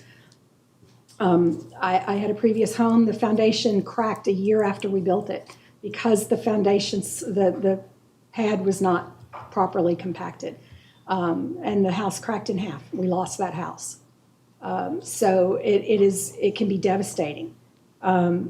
So essentially, this was not about engineers, frankly. It was about ensuring that contractors and builders were properly placing that fill, compacting that fill, so that homeowners in the future would not have those devastating costs to their homes, which is it's our biggest investment in our lives typically. So in April 23, we had a new building official come in. That summer, he was watching homes get built, and he noticed that 4 to 6 feet of fill was being brought in on almost all of the pre-platted lots. Some of that was due to FEMA regulations. Some of it was due to the flooding we saw in Hurricane Ian. Builders wanted to make sure that the homes were lifted high enough so that they didn't flood if we have another Hurricane Ian. So in August of '23, he sent communication to all of the contractors, engineers, builders on record that we would be requiring geotechnical surveys starting October 1st. Now, if somebody wasn't bringing in excess fill, he could waive that. But most of the sites, in fact, I can't think of one that they haven't brought in that much fill. And so they were bringing in that excess fill. Since the residential code said that it shall not exceed 24 inches except where approved, he thought the best way to ensure that the fill that's brought in is the correct type of fill, it's being compacted correctly according to engineer specifications, that a geotech survey would be the most practical. But he would allow alternative methods if someone proposed that as well. This, I want to note that subdivisions like all of Welland Park, Panacea area, those types of developments, they've always done their geotech surveys. So all of those properties have geotech surveys done. This was really just the pre-platted lots that weren't doing that. And there was no protection for that, for those. So, sorry, I'm kind of losing my voice a little bit. So that was in October 1, 2023 that went into effect. Thank you, Director. Perfect time for you to grab some water. I just want to start here by talking about the building official meeting with our team. This was back in October. Could you put that back up there, please? Thank you. And what we talked about were the alternatives that were in lieu of providing for the engineers, and we welcomed them in and we talked about those particular alternatives.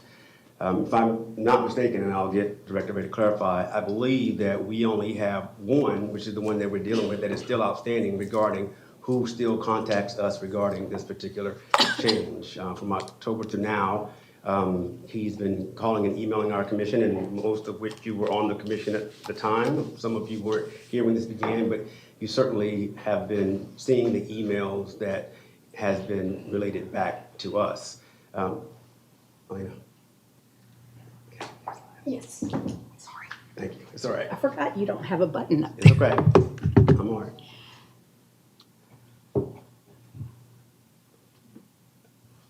So October 12th, 2023, Mr. Drum sent an email to us in the city, and he has sent several, but he said he would argue that the data is historical and shows actions to slow down the building process. And we do believe that while Mr. Drum is entitled to his opinion, we were still working through this process with our building official and relying on him and his knowledge and his license and his interpretation. Because in the last 5 years, as this slide will tell you, 47 homes in Northport have received permits when the foundation repairs are due to settling, cracking, etc., often costing homeowners various amounts of money. So it is good, and therefore we have to make sure that we do the proper protocol so that we avoid situations like this. Thank you. I think this is back to you now. Back to me. So on November 8th, we did meet with Mr. Drum, Deputy City Manager, myself, and our building official. Another engineer was in attendance. The other engineer did agree that other jurisdictions require these geotechnical surveys for excessive fill in a lot of cases. We did inform the engineers that if the Florida Building Commission issued an official ruling that stated that the building official could not require a geotechnical survey for single-family homes when excess fill is used, then we wouldn't do it. And that the building official would abide by that ruling. Mid-November 2023, we were informed that an application for an informal ruling had been applied for with the Building Officials Association of Florida. A couple of differences there. Building Officials Association of Florida is a group made up of building officials. It is They issue interpretations that are non-binding. They're informal, non-binding. The local building official then has to agree or not agree to it, and it would go from there. The question that was asked is, when a structure is designed under the Florida Building Code residential volume, do sections of the Florida Building Code buildings still apply, e.g. a geotechnical report for a residential project? So this was to BOAF, we call it BOAF for short. We had talked about the Florida Building Commission because that is the formal body that issues formal and binding rulings. And the question that was asked, our building official was of the opinion that it really didn't state the issue. It didn't say anything about those properties where fill in excess of 24 inches is being brought onto the site. In November 15, BOAF provided an interpretation that said no. If it's designed according to the residential code, it doesn't have to comply with the Florida Building Code. Our building official did actually agree with that based on the question that was asked. There was a December 30th, 2023 newspaper article where it was stated that the only local jurisdiction that requires these is Manatee County for different reasons. Punta Gorda's chief building official was quoted as saying that officials can require it where data is created by acceptable soil science methods, or in cases where the building official deems it necessary, and can include issues such as issues found during the building inspection process or cracking foundations or other damage. Creek Engineering was quoted as saying that Northport was one of many municipalities they serve that requires it. January 2024, the city communicated that the city had agreed to a formal ruling from the Florida Building Commission if the Florida Building Commission ruled that the building official could not require a geotech survey for a single-family home when fill is used in excess of the maximum specified under the residential code. As I said, the building official did agree with BOAF's informal ruling regarding the general question that was asked. April 22nd, 2024, a petition was filed with the Florida Building Commission for a formal ruling. The question was, if I design the residential home foundation and fill soil to meet the requirements for Chapter 4 of the Florida Building Code Residential, am I still required to design the foundation and fill soils to meet the requirements of the Florida Building Code Building Chapter 18? The Florida Building Commission's response came back in June and said, no, if you design it according to the Building Code Residential, the design does not have to meet the Florida Building Code. Keep in mind, Florida Building Code Residential says 24 inches maximum fill unless approved. So in June 24, the building official communicated to the city manager's office that he did not dispute the ruling of the Florida Building Commission, but the question that they were asked did not address whether he can require that geotech survey in cases where the fill soils are being used in excess of those specified under the residential building code. October 31, so this is now a year and 1 month after the requirement was put into place. The building official did speak with the city manager's office regarding geotechnical surveys and what his plans were for going forward. And I'll turn that over to our city manager. Thank you, Director Ray. And there's the point of the time frame that it took in conversation from when this began to when the building official actually said, yes, we'll be talking about accepting other methods for this particular protection for the city. It was over a year of conversations. So when me and the building official and Director Ray and Mr. Yarborough had conversations, I was always trying to find a solution that would get accomplished what Mr. Drum wanted in order for him to, as you say, us not charge something that he felt that we thought that we shouldn't. And we finally came to that agreement. And still, that was almost a year and a half ago, and we're still talking about it now, even though we changed our process to allow him to do what he wanted to do without actually getting the one report that was this big hindrance from this one engineer, and we gave that to him back in October, well, really November 1st of 2024. That was almost a year and a half ago, and we're here still talking about the exact same thing. So November 1st, the building official did communicate out that he would not require those in every instance. He still reserves the right to do so when he deems it necessary.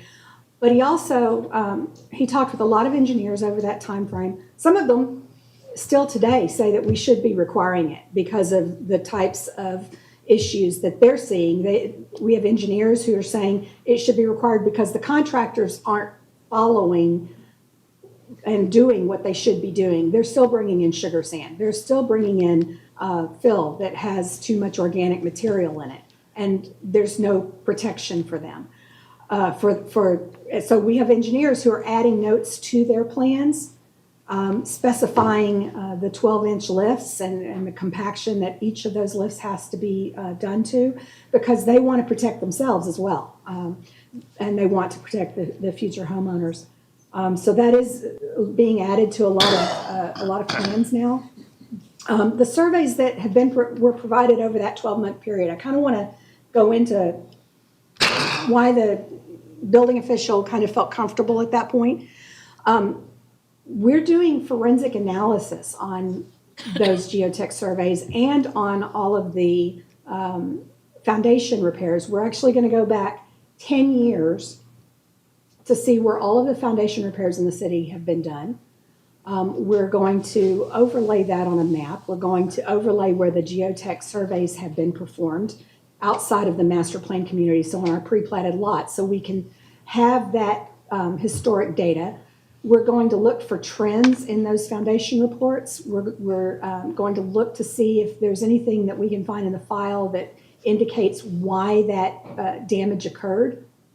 Was it erosion? Was it shifting soils? Was it wind damage, as was mentioned here earlier today? So that we can have that. We're going to see if there's trends in who the builder was. Is there trends in a time period? Most of those 47 homes were built within the last 20 years. Were built since 2005, and they were built on pre-platted lots. So we want to identify those trends so that we can have that data built in, and it will allow us to be more confident going forward that we're protecting our future homeowners. So consistent with nearby jurisdictions, bearing in mind some of our nearby jurisdictions don't have the same issues that we've had with clearing and filling and dredging and those types of things. They don't have the frequent flooding that we have. But nearby jurisdictions reserve the right to ask for those surveys, and our building official does most of the time. He reserves that right, but he's not requiring that at this time for every property. And do you want me to? So we do still continue to get emails from the one engineer that I will tell you that our building official has been targeted with defamatory language. They have been accused of being incompetent, arrogant, lying, being a threat to the city. And he takes that very seriously. There have been issues brought up in public comments where maybe something happened in a previous jurisdiction. One was with an owner-builder permit. I'd like to share with you that ended with him being determined to be correct, that he was correct in what he was asking for. So, we have to be able to have confidence in our building official. I do have confidence in our building official. I have a letter from an email from a state official, I believe it was the head of BOAP, is the head of BOAP or the head of Florida Building Commission, who sent me an email stating that he wanted to commend our building official for the level of knowledge that he had and for being as helpful as he was on an issue that they were dealing with. So, every building official I've ever had, I've worked in multiple jurisdictions, somebody doesn't like them. Somebody doesn't like what they're doing. They don't like them because they're enforcing regulations. their interpretation of something may be a little different than another building official, but each building official has to maintain their own license, and they have to carry out their duties as they believe is appropriate. So they're never going to make everybody happy. And, you know, they do their best. And if there are issues in communication or the approach or style or anything else, I absolutely step in and deal with that. But I cannot and will not step in on interpretation issues. That is entirely within the realm of the Florida building officials' purview. Thank you, Mr. Mayor. So as we wrap up, just a few more clarifying statements. There was a statement by the commissioner that said that I had concerns since Mr. Drum had become an advisory board member and that he was causing problems, and asked us to verify that. That's an inaccurate statement. All my prior concerns, which I expressed to the commissioner, were regarding the engineer related to the documented communications that you just saw beginning in 2023, which were well before the advisory board appointment. The record reflects documented disagreements and repeated accusations towards staff long before the commissioner joined the board. The commissioner also made statements suggesting staff exposing the city to significant liability are serious due to the geotechnical surveys, and there's a greater risk that comes from failing to follow statute, failing to follow code, or interfering with the building official's lawful discretion. Organizations of our size manage risk through internal controls, professional standards, and documented processes. Some of those internal controls include our charter, which includes the protection of staff being asked questions or being given direction from our elected officials. So this goes back to the issue of violating the charter and interacting with staff, where the commissioner said he wanted to explore legal options since I was enforcing the charter, since he didn't agree with the legally supported interpretation of the charter. This threat of legal action then is the same that is being discussed now by the same commissioner. Mr. Drum works for Commissioner Petro, since he said Mr. Drum is an advisor to his brother who uses his license, our commissioner's license, to do work. The commissioner has said publicly that he is separated from his brother's business and he used only his contractor's license as a qualifier, but he had nothing to do with the work of his brother on the projects with his name. A qualifier under Florida law is legally responsible for supervising work performed under their license. It is not transferable. I will definitely defer to the city attorney, but it is not legally possible for him to separate himself from applications to the city that contains the commissioner's name as the applicant and qualifying agent. According to Florida Statute 105(3)(5), he has a building contractor's license, making him the primary qualifying agent who has the responsibility to supervise, direct, manage, and control construction activities for which they have obtained the city permit. I am not the ethics officer for the commission, nor am I personal counsel to the elected official. My responsibility is limited to protecting the organization, our employees, and the integrity of our processes. Any personal business decisions by elected officials are outside my authority unless they interact with the city operations. When they do intersect, I am obligated to put safeguards in place.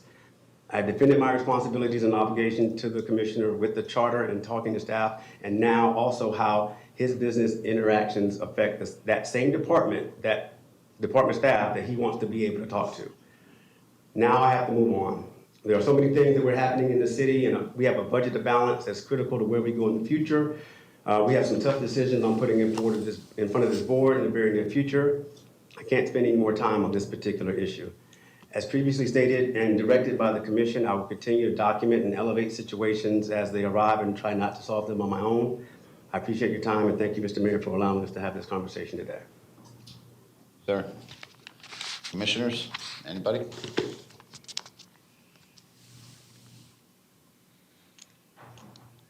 Commissioner Petro. Thank you, Mayor. I have a couple questions on the slide presentation.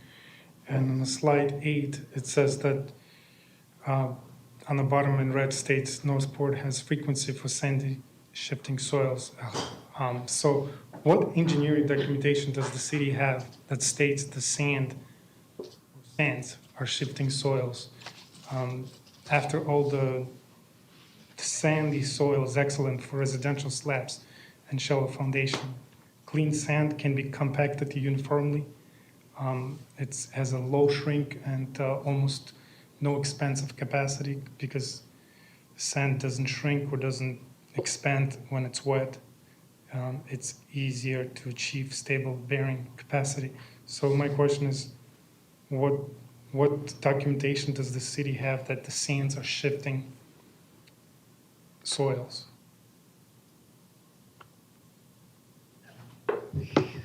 If the soils are not, if sand is not compacted properly, then it can shift.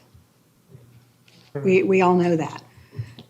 As I said, the issue has never been about the engineering design. The issue has never been about the work that the engineers do. The primary issue is not having the information with the permit that requires the builders and the contractors to do it correctly. So the issue is not really about the design. The issue is about when they bring 6 feet of fill out and dump it on a site, how are they compacting it? Are they compacting the undisturbed ground first and ensuring that it's compacted correctly and then doing their 12-inch lifts and compacting those correctly? That's what was not being done in a lot of cases. So it's about ensuring that those builders and contractors, when they're out on site, we have something to hold them to. And I'm sure you know this, Director, that any compact test has to be done on any residential slab. That has to be done by outside, non-related party, completely outside agency, licensed, that do compact testing that ensures the quality of compaction. Correct. It does not, however, tell us the composition of the soil, the organic material, and whether there's vegetation on the site, or the condition of the initial soils. And does the city know definitely what caused the damage to those structures that we're talking about? 47 permits that were in the period of 5 years? That's what we're looking into. As I said, we're going to do a forensic study because we do think it's important to identify what the issues are. Most of those permits were since 2005, and that's about when builders started bringing in more fill, and that fill has gradually gotten more and more over the years. But that was around the time, that was after Hurricane Charlie. There was flooding in Northport around that time, and so more fill was starting to be brought into these sites. We want to look to see whether there is a trend that we can identify.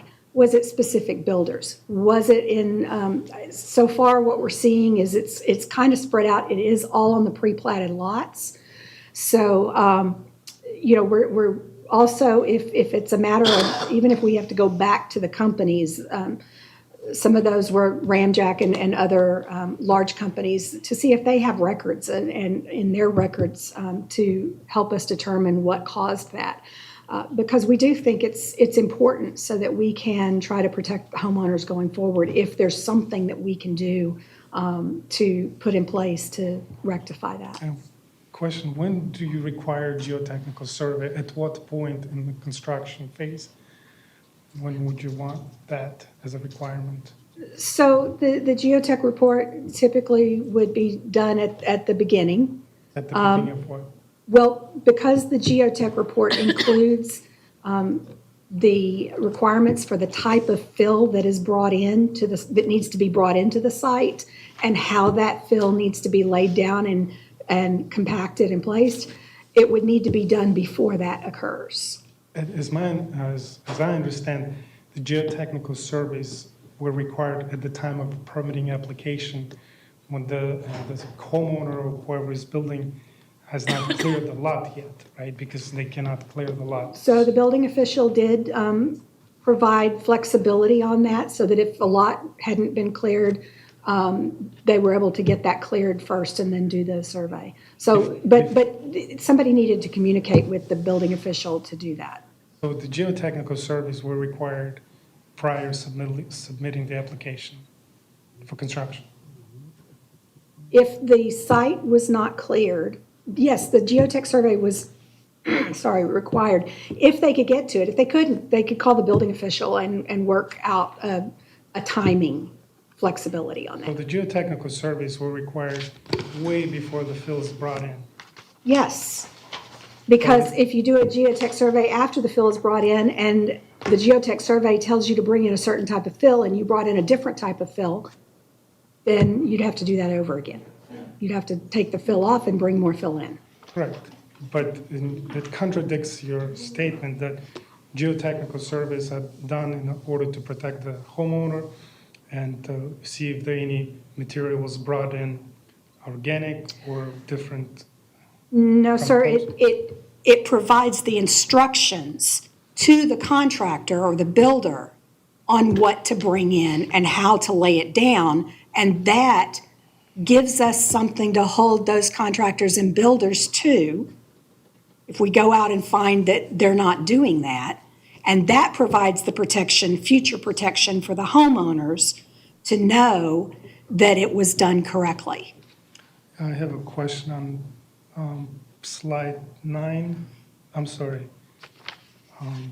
Slide 9. It says Florida Building Code 1803.58. Is that residential or commercial? Well, it's commercial. It's also, Well, when I say commercial, there are two levels. So when it says Florida Building Code dash building, right, that's building, and then commercial. Florida Building Code dash residential, correct. When it says Florida That's, Building that's Code- building, and I did mention that they don't build the foundations according to the Florida Building Code when it's residential. The building official looked at that code as the level of detail in a standard level of detail in a geotech report. That's why that was there. So just wanted to clarify, because when average person, when he's here or she hears Florida Building Code, they're not necessarily aware that it's a residential or building, which is commercial. Building is almost synonym in the code that is commercial. I guess I just want to clarify that. So that was omitted from that slide, that it did not say that it's either commercial or residential. It said Florida Building Code. Correct. Right, But and it I did didn't- state at the beginning, if I said Florida Building Code, then it was Florida Building Code. On all references in the presentation, if it's residential, it specifically states Florida Building Code, comma, residential. Yes, I just want to point out, I drive a lot through the city and I like to slow down or stop and see new construction being built. The rainy season or seasons, I see a lot of washout on the corner of a house.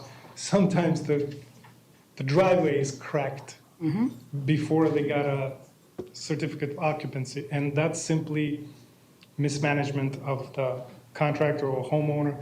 The water goes and washes out. There are no gutters, and you see a corner of the house that is washed, and sometimes 12, 10 inches in, but it has nothing to do with geotechnical surveys or report that would protect that. You know, it's simply safeguards on a different level, and you might want to look into that. But if we look at that, and I'm all about the data, so if we look at the data, and 47 homes were received permits, and as you indicated, we get about 20,000 permits annually. 47, and do we know what definitely caused the damage to the structures? So that 20,000 permits includes all the trades. That's if somebody's replacing windows or doors or they're doing plumbing work or anything.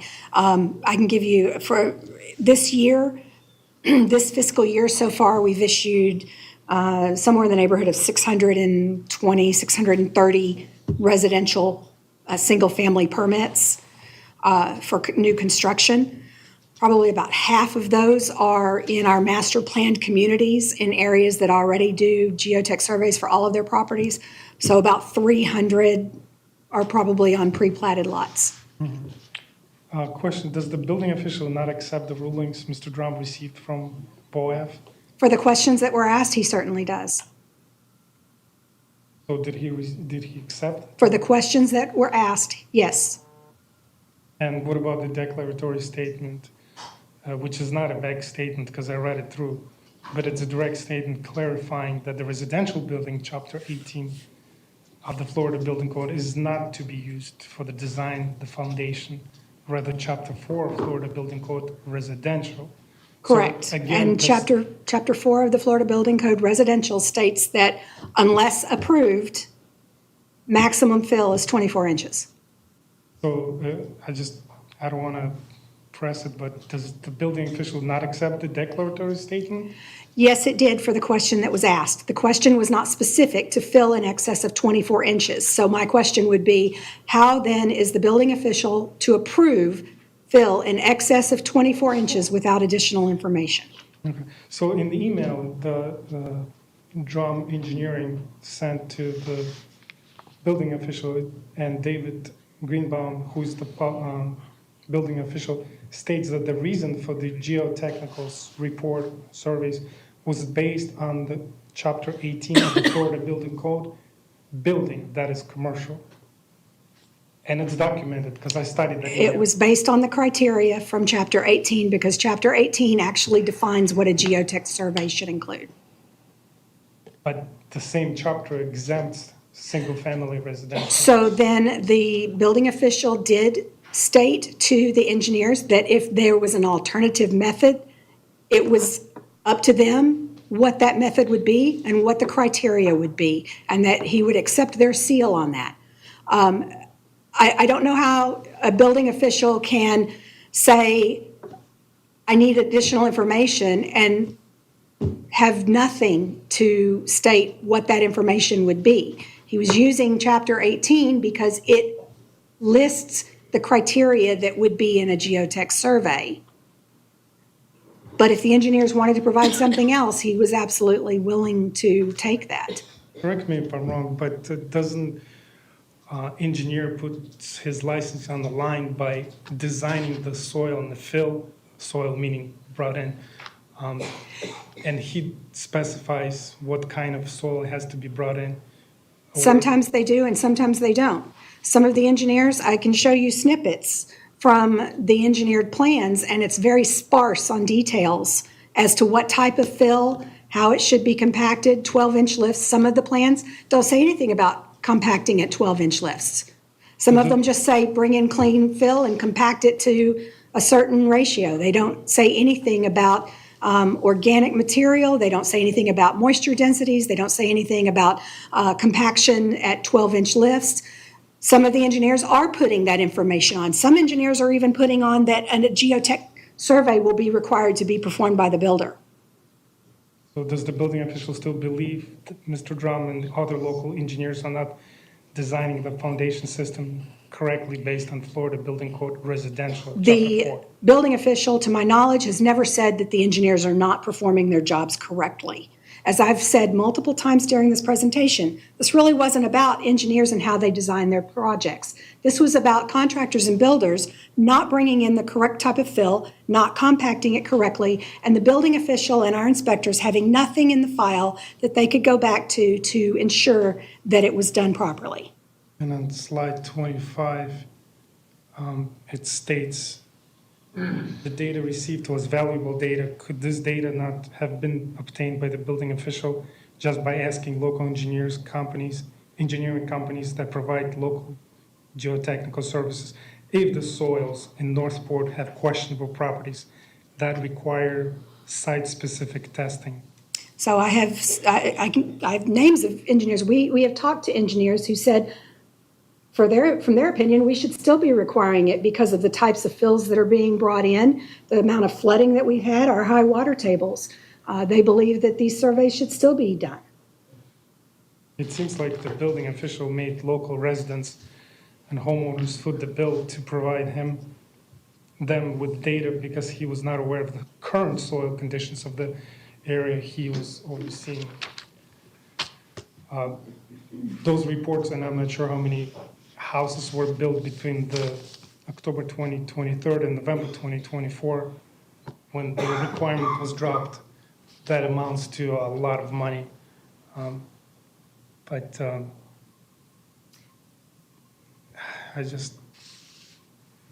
I can say that amount of money is less than the amount of money that 47 homeowners had to pay for foundation repairs. And if we can prevent that from occurring in the future, that is a significant savings for our homeowners in the future. So kind of want to conclude with this, because I obtained email from a building official to city manager saying, in the spirit of consistency with adjacent jurisdictions, a geotechnical report for 1 and 2 family dwellings will no longer be required at time of permit application. Documentation on the website will be adjusted to reflect this, and in email notification sent to parties registered to receive. So it was dropped on November 1st, 2024. If we are very serious, why did we drop this? I did explain that in the presentation. Those, and I provided that in the presentation. That timeline is not an exhaustive timeline. There were dozens and dozens of emails that went back and forth over a 2.5-year period. It would have been impossible to put all of it in there, but that is what the building official sent to the city manager. Thank you. Thank you for your time. Is that it? Thank you. Anybody else? City clerk, let me guess, public comment. You are correct. We'll start with e-comment. Debbie McDowell. The timeline stated the city would abide by the Florida Building Commission ruling. Mr. Drum received an informal ruling from the Building Association of Florida in November 2023. Mr. Drum then received the formal ruling from the Florida Building Commission in June 2024. Mr. Drum provided the city with both rulings. Both entities ruled the geotechnical surveys were not required. The city finally stopped requiring the surveys in November 2024. Why did it take 5 months to officially stop requiring the survey? Those geotechnical survey cost new residential property owners approximately $2,000 each. Is the city refunding that money to those property owners? After all, the city knew for 5 months the survey wasn't required. Actually, the city knew for over a year with the informal ruling. That's called theft. Just another example of why people can't trust the government. Next e-comment from Ashley Luke. I'm a bit confused at why it stated that Greenbaum did not follow the BOAF interpretation because it wasn't exactly what they asked for and wasn't from the Florida Building Commission, but that he did choose to follow the second interpretation from the Florida Building Commission, even though it still wasn't exactly what they asked for. Additionally, had HR or the director or whoever simply done a Google search before hiring Greenbaum, they'd see that there's several documented cases of him misinterpreting code and generally being a brute to work for and with. Anna Maria Island and Bronson are 2 examples that made the news. His behavior was so poor that an entire inspection agency, Bureau Veritas, pulled their services from a municipality and refused to work with him. Next, in person, we have Tim Drum.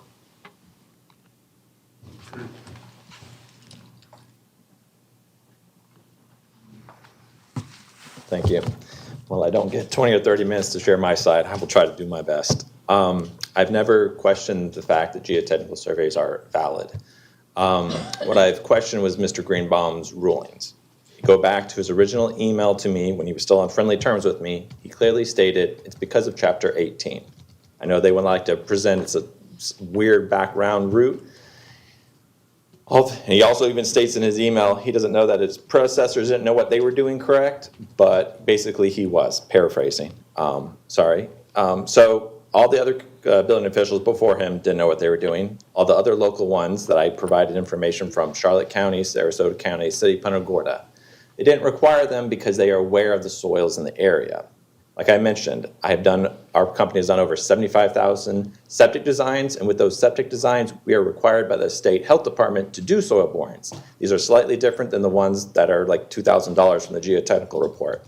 But in those reports, I list out what type of soils. Are they fine sand, sandy clay, loam, anything like that? So we know, and it's on the state database records, what type of soils we have around here. If they are what they are trying to say it'd be out there. There's also the United States Department of Agricultural websites, the Natural Resource Conservancy Service, that does their own geotechnical surveys, tell you what type of soils are around here, their characteristics, their profiles. So the information was there, it was historical, and it was provided. And those are the arguments I would presented with Mr. Greenbaum, but he would not listen. You can confirm this with other staff if you're allowed to speak to them, that Mr. Greenbaum would not listen to any type of reason that I presented to him. So I am fine with the geotechnical firms in the area saying, yes, require them because they get more money from it. I could have charged more money to do the same reports, but I knew it wasn't required because I knew the soils. Like I said, I got to go out and do them. I got about 10 more to do this week. You're welcome to come with me. I will show you the soils that are here in Northport in surrounding areas. Mr. Greenbaum did not know. He could have asked. I told him the soils here are not bad. I asked him, what data do you have that proves that we have bad soils? He said, oh, that's the problem. We don't have any. He wanted to have the data. I think even previous organizations and websites, you can look it up. They claim this is something that he's done in previous areas too.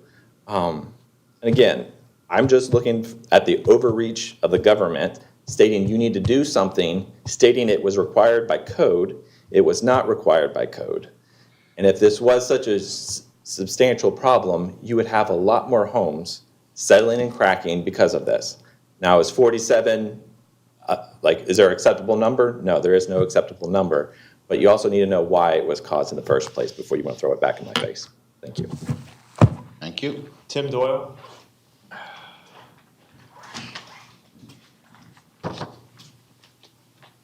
We got a regular Peyton Place going on here, don't we? The young crew won't know what that is, but I think all of you should. I'm not going to get into this argument. I have some solutions. One, the houses down here are not built on foundations. They are built on slabs of concrete. A foundation is dug in the ground. You put down a footing, then you put up a wall and you build on that. That is a foundation. What you do here is you pour 5 inches of concrete in the middle of the house, you go over the edge, you make a loop, and you build some wood around it, and you drop another 3 feet of concrete or something, and you're calling that a foundation. All on one pour, right? Not different pours, all on one pour. So that's why your houses are breaking in half, because you don't have foundations. You have slabs that you're building on filled dirt, just like everybody is saying here. Now, you could change your engineering survey to include what's in the cylinder, not just a compact. You could also have the builders do, when I had to build a building, take a sample of the concrete and have it tested, right? So anybody bring and fill in to the property, they can take a little tube this big, pour it in there, and you can have it tested. Bingo. Doesn't cost anything. It's not a truck full of bill. Let's fix the problem. Because I do agree the foundations will crack down here by the way they are built, and the codes and the laws down here are not good. That's the whole reason why I'm here. That's the problem. If you want to know why the houses crack in half, it's because of the fill, and it's because there is no foundation. Because the foundation is 3 feet under the ground. And that would be on the direct soil of whatever was there for the past million years. But all these, we're built on swampland. Everybody has to realize this. Every lot in my neighborhood was dredged out, thrown back up there. What happened in this area could never happen again in the United States. The people wouldn't stand for it. So, I don't know how much you're going to beat this geotech thing to the ground. But if you want to fix the cracking, you need to fix and put in real foundations. You really do have to put the soils in there and take a sample of the soils and keep it on file. Easy things to fix these things, but you guys can never come up with the easy things. That is all, Mr. Mayor. Thank you. City Manager, we've been here for a while. Do you want to take a lunch or take a break? I know we got one item left. A break should be okay with one item, Mr. Mayor. Okay, we'll take 15 minutes and come back it's 12:14. We'll come back at 12:30.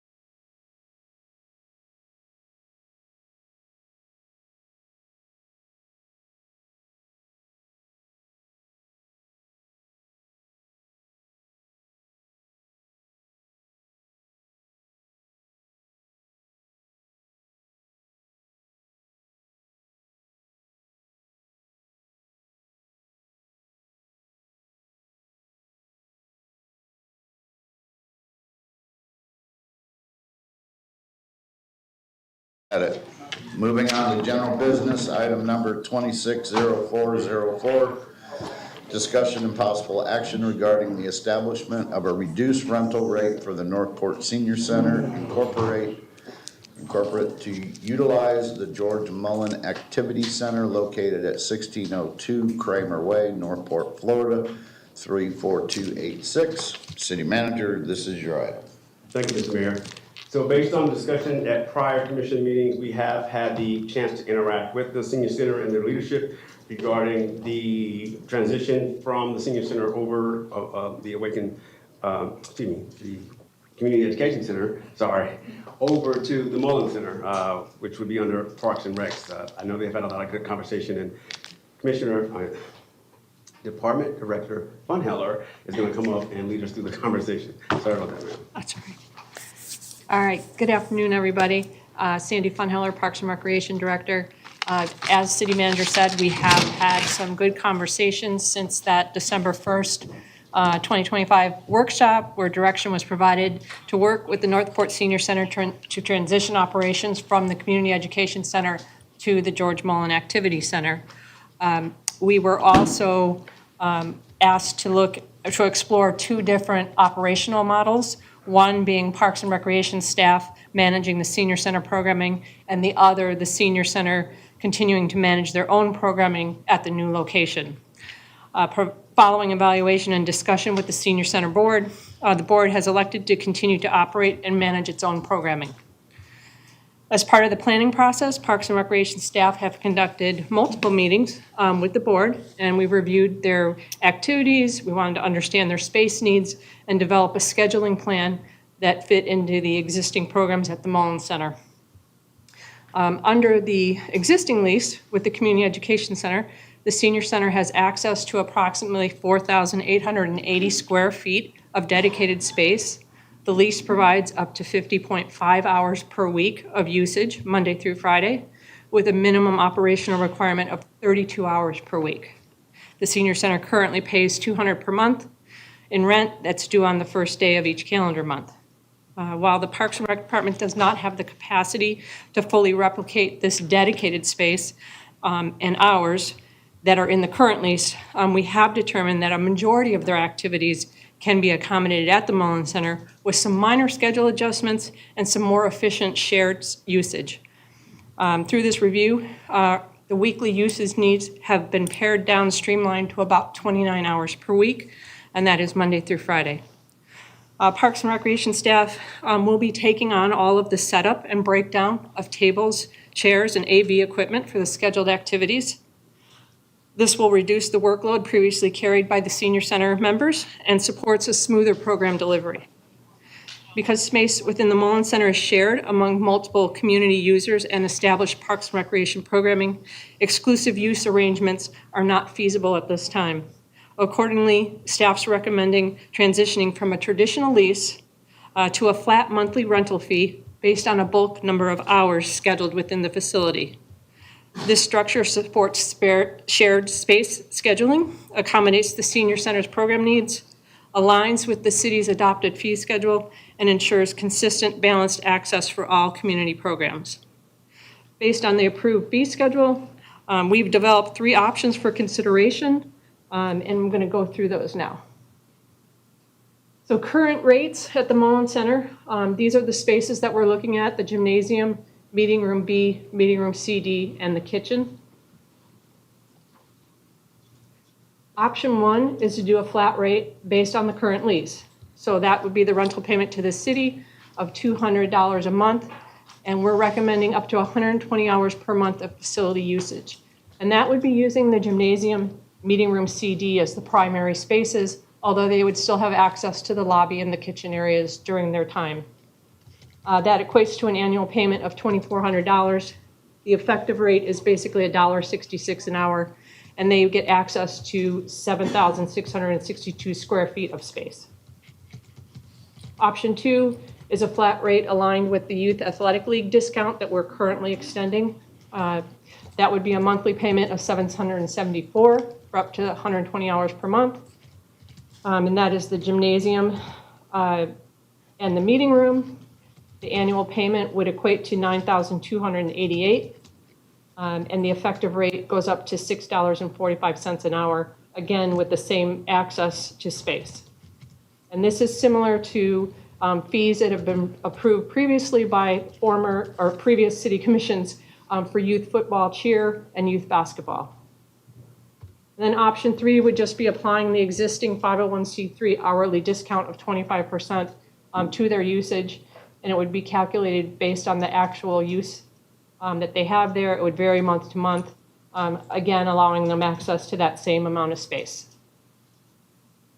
This is just a quick comparison for you to see annual cost differences, monthly rental fee rate basis, and the space is the same. And with that, I can answer questions. Commissioners? Vice Mayor? Thank you, Mayor. Quick question. What is the senior center's current space utilization at the Awaken Church location? What spaces are they using there? Yes.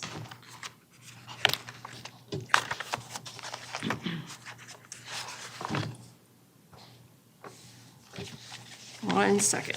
I'll pull up the lease.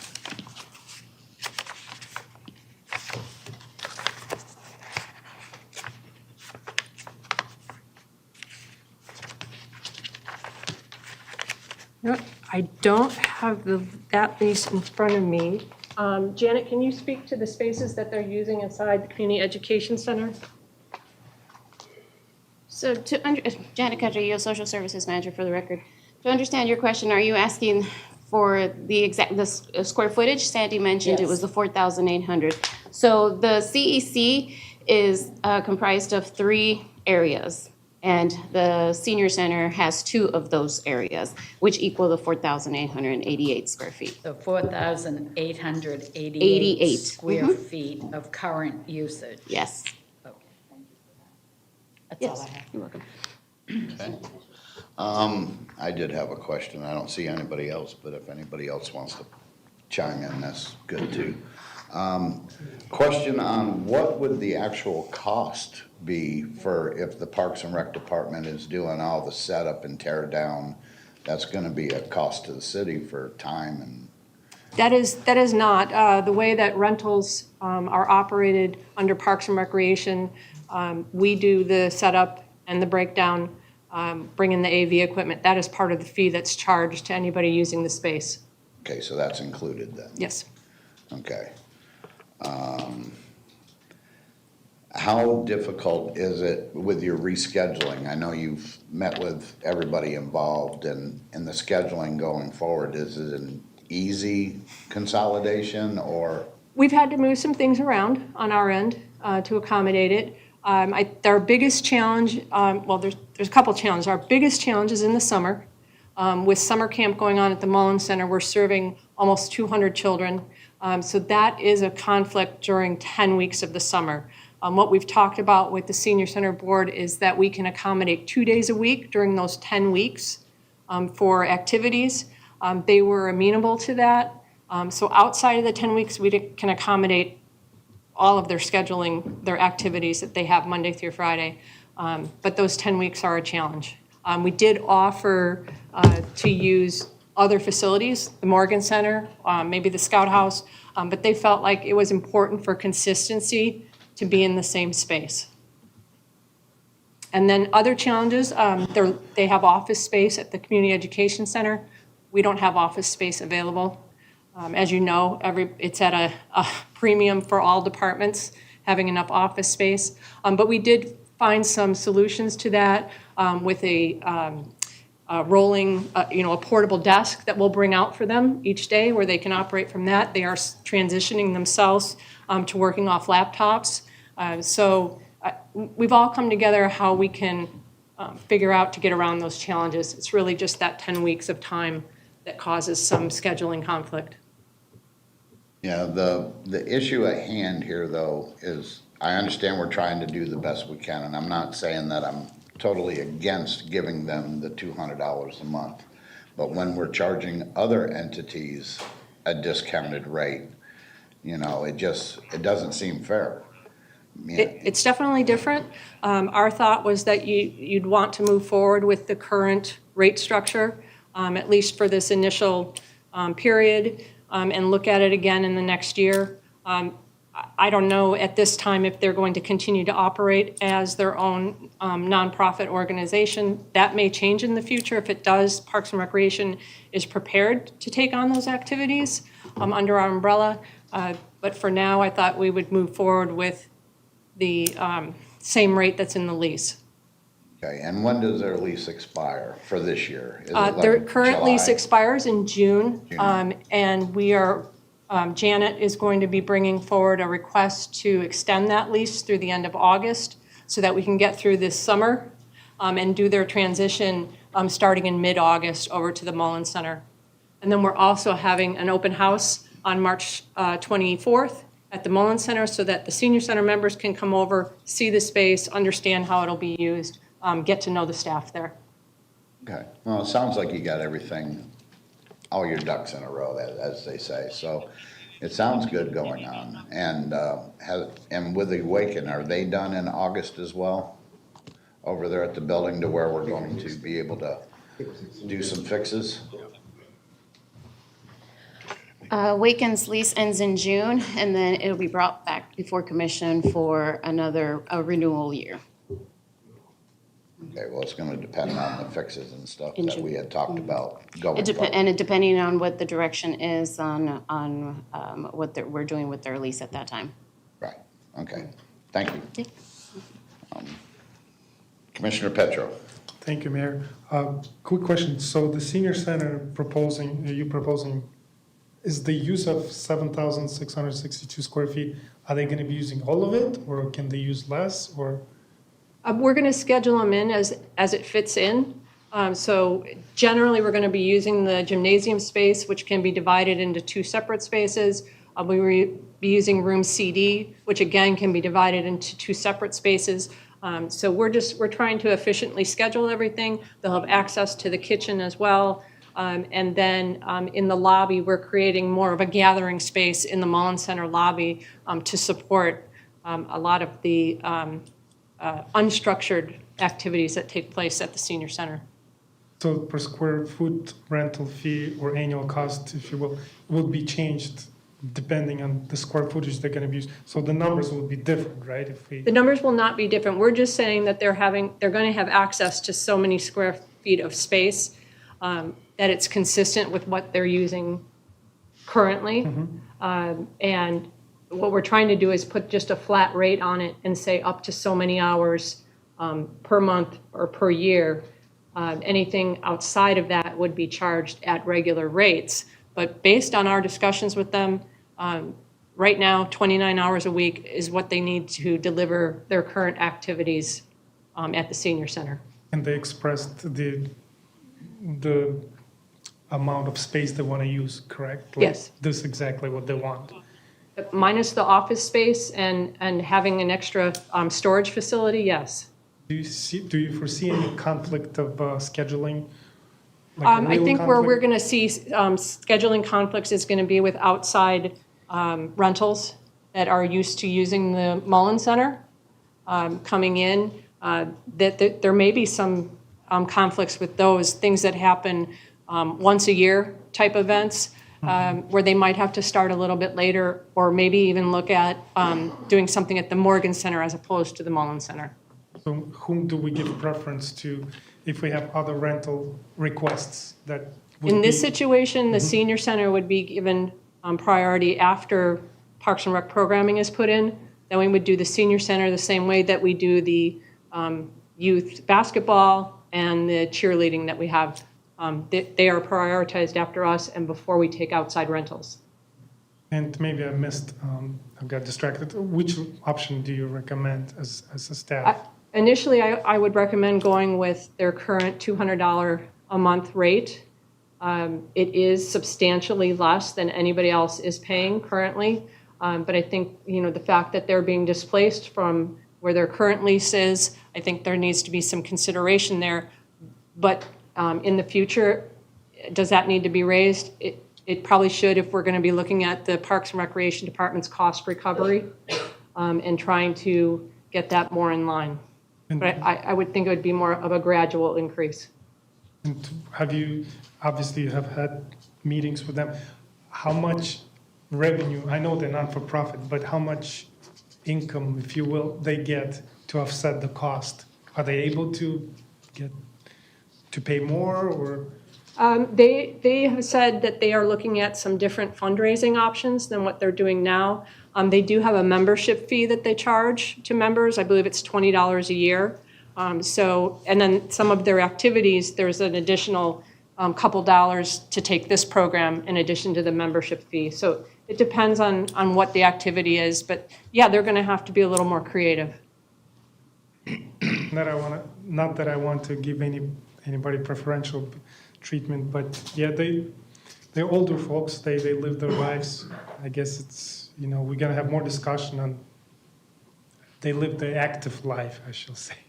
So we're gonna have more discussion on the issue as far as the rent. This is more of a presentation context. We are looking for a consensus today on one of the options because we will need to bring back an amended fee ordinance for commission to approve in order to put that fee in place. Okay, thank you. Commissioner or Vice Mayor Langdon. Thank you, Mayor. I do have one concern as we consider this. When we were researching state statute and how municipalities are to approach rental rates, et cetera, we discussed this at our last meeting. And state statute is pretty clear that we have to treat all nonprofits the same in terms of how we calculate rental, or there is an option open to municipalities if we categorize different types of nonprofits, we could charge a different rental rate by those categorizations.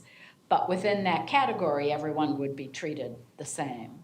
So I'm uncomfortable really doing something that is so far off how we're approaching other nonprofits. I'm just really uncomfortable with that because I think we're in a tough position to decide that one nonprofit will be treated one way and the others will be treated a different way. If we wanted to put something transitional in place, and I do agree they're being displaced, et cetera, there are extenuating circumstances, their effective rate right now is $1.66 an hour. In the Mullins Center, they're going to be accessing almost 40% greater square footage. Should we simply apply that 166 to the 76, 62 square feet, and that, in my mind, is giving them the same deal that they have now, the same amount per square footage. So that's sort of how I'm reacting to this. It would be transitional, but at some point in the future, we need to treat all of our nonprofits the same. And maybe our city attorney would like to weigh in on this, but when I read the regulations, state statute was pretty clear to me. Sometimes it's clearer to people who don't know anything than it might be to people who know the nuances of this stuff. But I thought it was pretty clear. City attorney, what's your sense? Oh, I don't have the statute in front of me. Let me take a look. We'll take a look at it. Right. Yeah. Thank you. I'd appreciate that. So that would be my approach. I think giving them the same deal they have now is the 166 an hour, but apply it to the actual square footage they would be utilizing in the Mullins Center. And then my only other question is, in the higher rates that we charge everyone else, there's service time on the part of staff. So, you know, when I put my sort of hard-ass business hat on, I'd say, well, okay, 166 per square foot plus some kind of service charge because we're doing their setup and tear down. And to me, that would be fair. I don't know how my fellow commissioners feel. I'm done. Okay. I did have another question now. You were talking about two different rooms. You were talking about the gymnasium and then another room. In the scheduling of their events, that I'm sure you've gone over what they want to do for activities. If they were to come in on, let's say, Monday, I know it said 29 hours a week, but they come in on Monday, would they automatically need both rooms? Or can, like, some activities be confined to one room and the other one be open? Let's say the office space, they don't need the gymnasium today to where they can use something else. So that would take away some of the square footage. They just needed the office space because they're doing poker or something, you know, I mean. We're only scheduling what they need. We're not reserving space that they're not going to be in. So if on Mondays they're in the gym, but Tuesdays they're not, it's not reserved for them. Right, so that's a scheduling type thing. Yes, So, but and so that'll go through Parks and Recreation to put into the schedule. We'll do that, we do that on a every 6-month basis. And if the senior center is looking to change or expand programming or something like that, it'll have to be a discussion with us to make sure that it fits into the schedule, that there's an appropriate place to put it, and that it fits within the bulk amount of hours that they're being given. yeah, because it'd be kind of hard 29 hours a week to have both of those just totally dedicated. Yeah, no, it wouldn't be. We'd still be doing Parks and Rec programming, we'd still take rentals. We're just trying to efficiently program it into what's available. Now, hypothetical, what if you had brought up, you have seasonal rentals and stuff like that for other nonprofits that may want to use the George Mellon Center for an expo or whatever the case may be. If it is a yearly event, let's say you have a problem with, okay, that's their Saturday night dinner or whatever they do over there, I'm not sure, but now we've got this expo going on. Who would take priority? In this scenario, the senior center programming, the year-round programming would take priority. The one-time events would need to either look at a different location or adjust hours slightly if that was the concern. Really, their activities are only going till about 4 o'clock, 4:30, Monday through Friday. So it's going to be in a setup, that event may have in a setup before a Friday evening that it would affect. So I don't think it'll be a lot, but there are going to be some conflicts. Okay. Commissioner Stokes. Yeah, I mean, you know, I'm in favor of doing this. I think it makes a lot of sense. I know you guys have been jockeying around trying to figure out the best way to make this make sense. Our seniors need a space, and so I'm all for it. $200 doesn't mean anything. You know, it certainly doesn't pay for anything, and it's not making any money or costing. It's like a token payment until such time as we address the overall issue of what we're doing. And we've got more discussions to come when it comes to what we're going to do about replacing the space and renovating the space or doing whatever we're going to do over there where Awaken is now, and what else we might do in connection with helping other nonprofits to create space that would be fair and equitable and adequate. So this is to be continued, but I'm fine with this the way it is. They need to know they got a place to go and, you know, a place where they can meet, so. I'm good with it. That's all I got, Mayor. And back to you, Vice Mayor. Yeah, I just got a better view. So this 7,600 square feet is not dedicated, it's flex space. So it might be more appropriate to look at hours of utilization. So I would see a different option. I'd like to see something that's more based on hours of utilization. That would also give them a break in the summertime when they're only using the space for 2 days. And that might wind up being something in between. but I think we need to be fair to everybody in how we approach this. And so I'm really looking for some type of consistency. Again, I'm open to some kind of transitional agreement. I agree. The senior center programming is very important for our city and our seniors. But we have a responsibility to all of our nonprofits, and we have a responsibility to be consistent and fair to everybody. So I would be very open to seeing an alternative option that's more based on hours of operation. I don't know if we look at the $1.66 by hours rather than square feet. I didn't do that math, but just a more balanced way of approaching it. That's all I have. Anybody else? Public comment, City Clerk? Tim Doyle?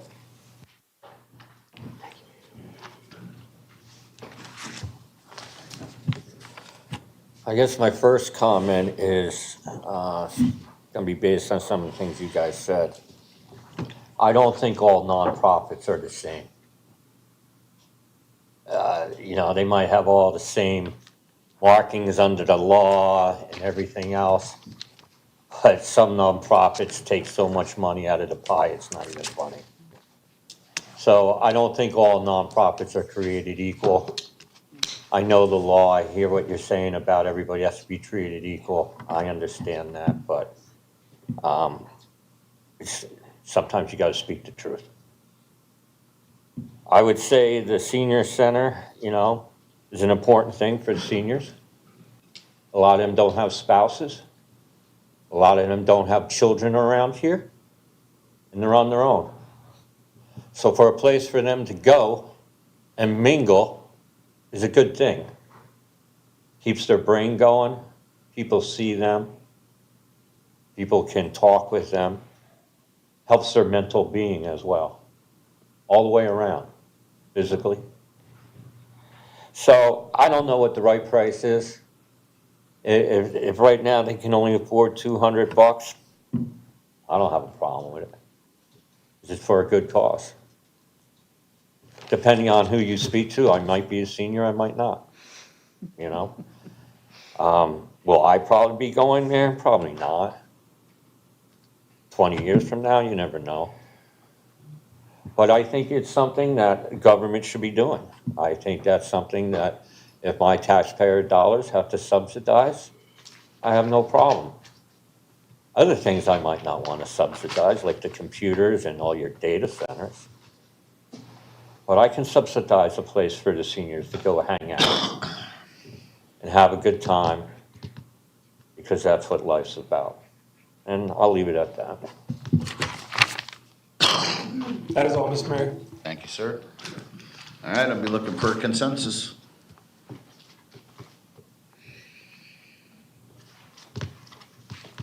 I'll make it. Go ahead. I'm looking for a consensus to ask city manager to work with park staff to come back with a different option, payment option based on hours of operation as opposed to square footage. That's it. Okay, we have a consensus. Would you read it back, please, sir? Sure. Excuse me, to direct the city manager to work with park staff to come back with a different payment option based on hours of operation as opposed to square footage. Thank you. Commissioner Duval. Yes. Commissioner Stokes. No. Commissioner Petro. Yes. And Commissioner Langdon. I'm a yes. And I would be a no. If I can just clarify, the $200 a month that they're paying now, we're recommending 120 hours a month. You take the $200, 120 hours a month into the $200 comes up with the $1.66 effective rate.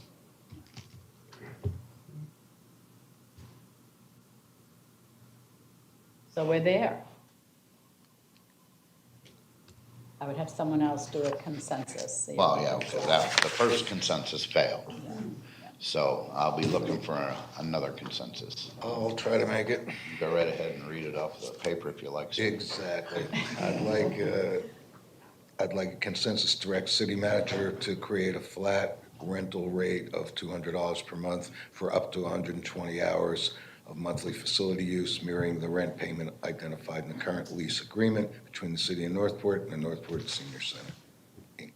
Okay, we have a consensus to direct the city manager to create a flat rental rate of $200 per month for up to 120 hours of monthly facility use, mirroring the rent payment identified in the current lease agreement between the city of Northport and the Northport Senior Center Incorporated. Commissioner Duval. Yes.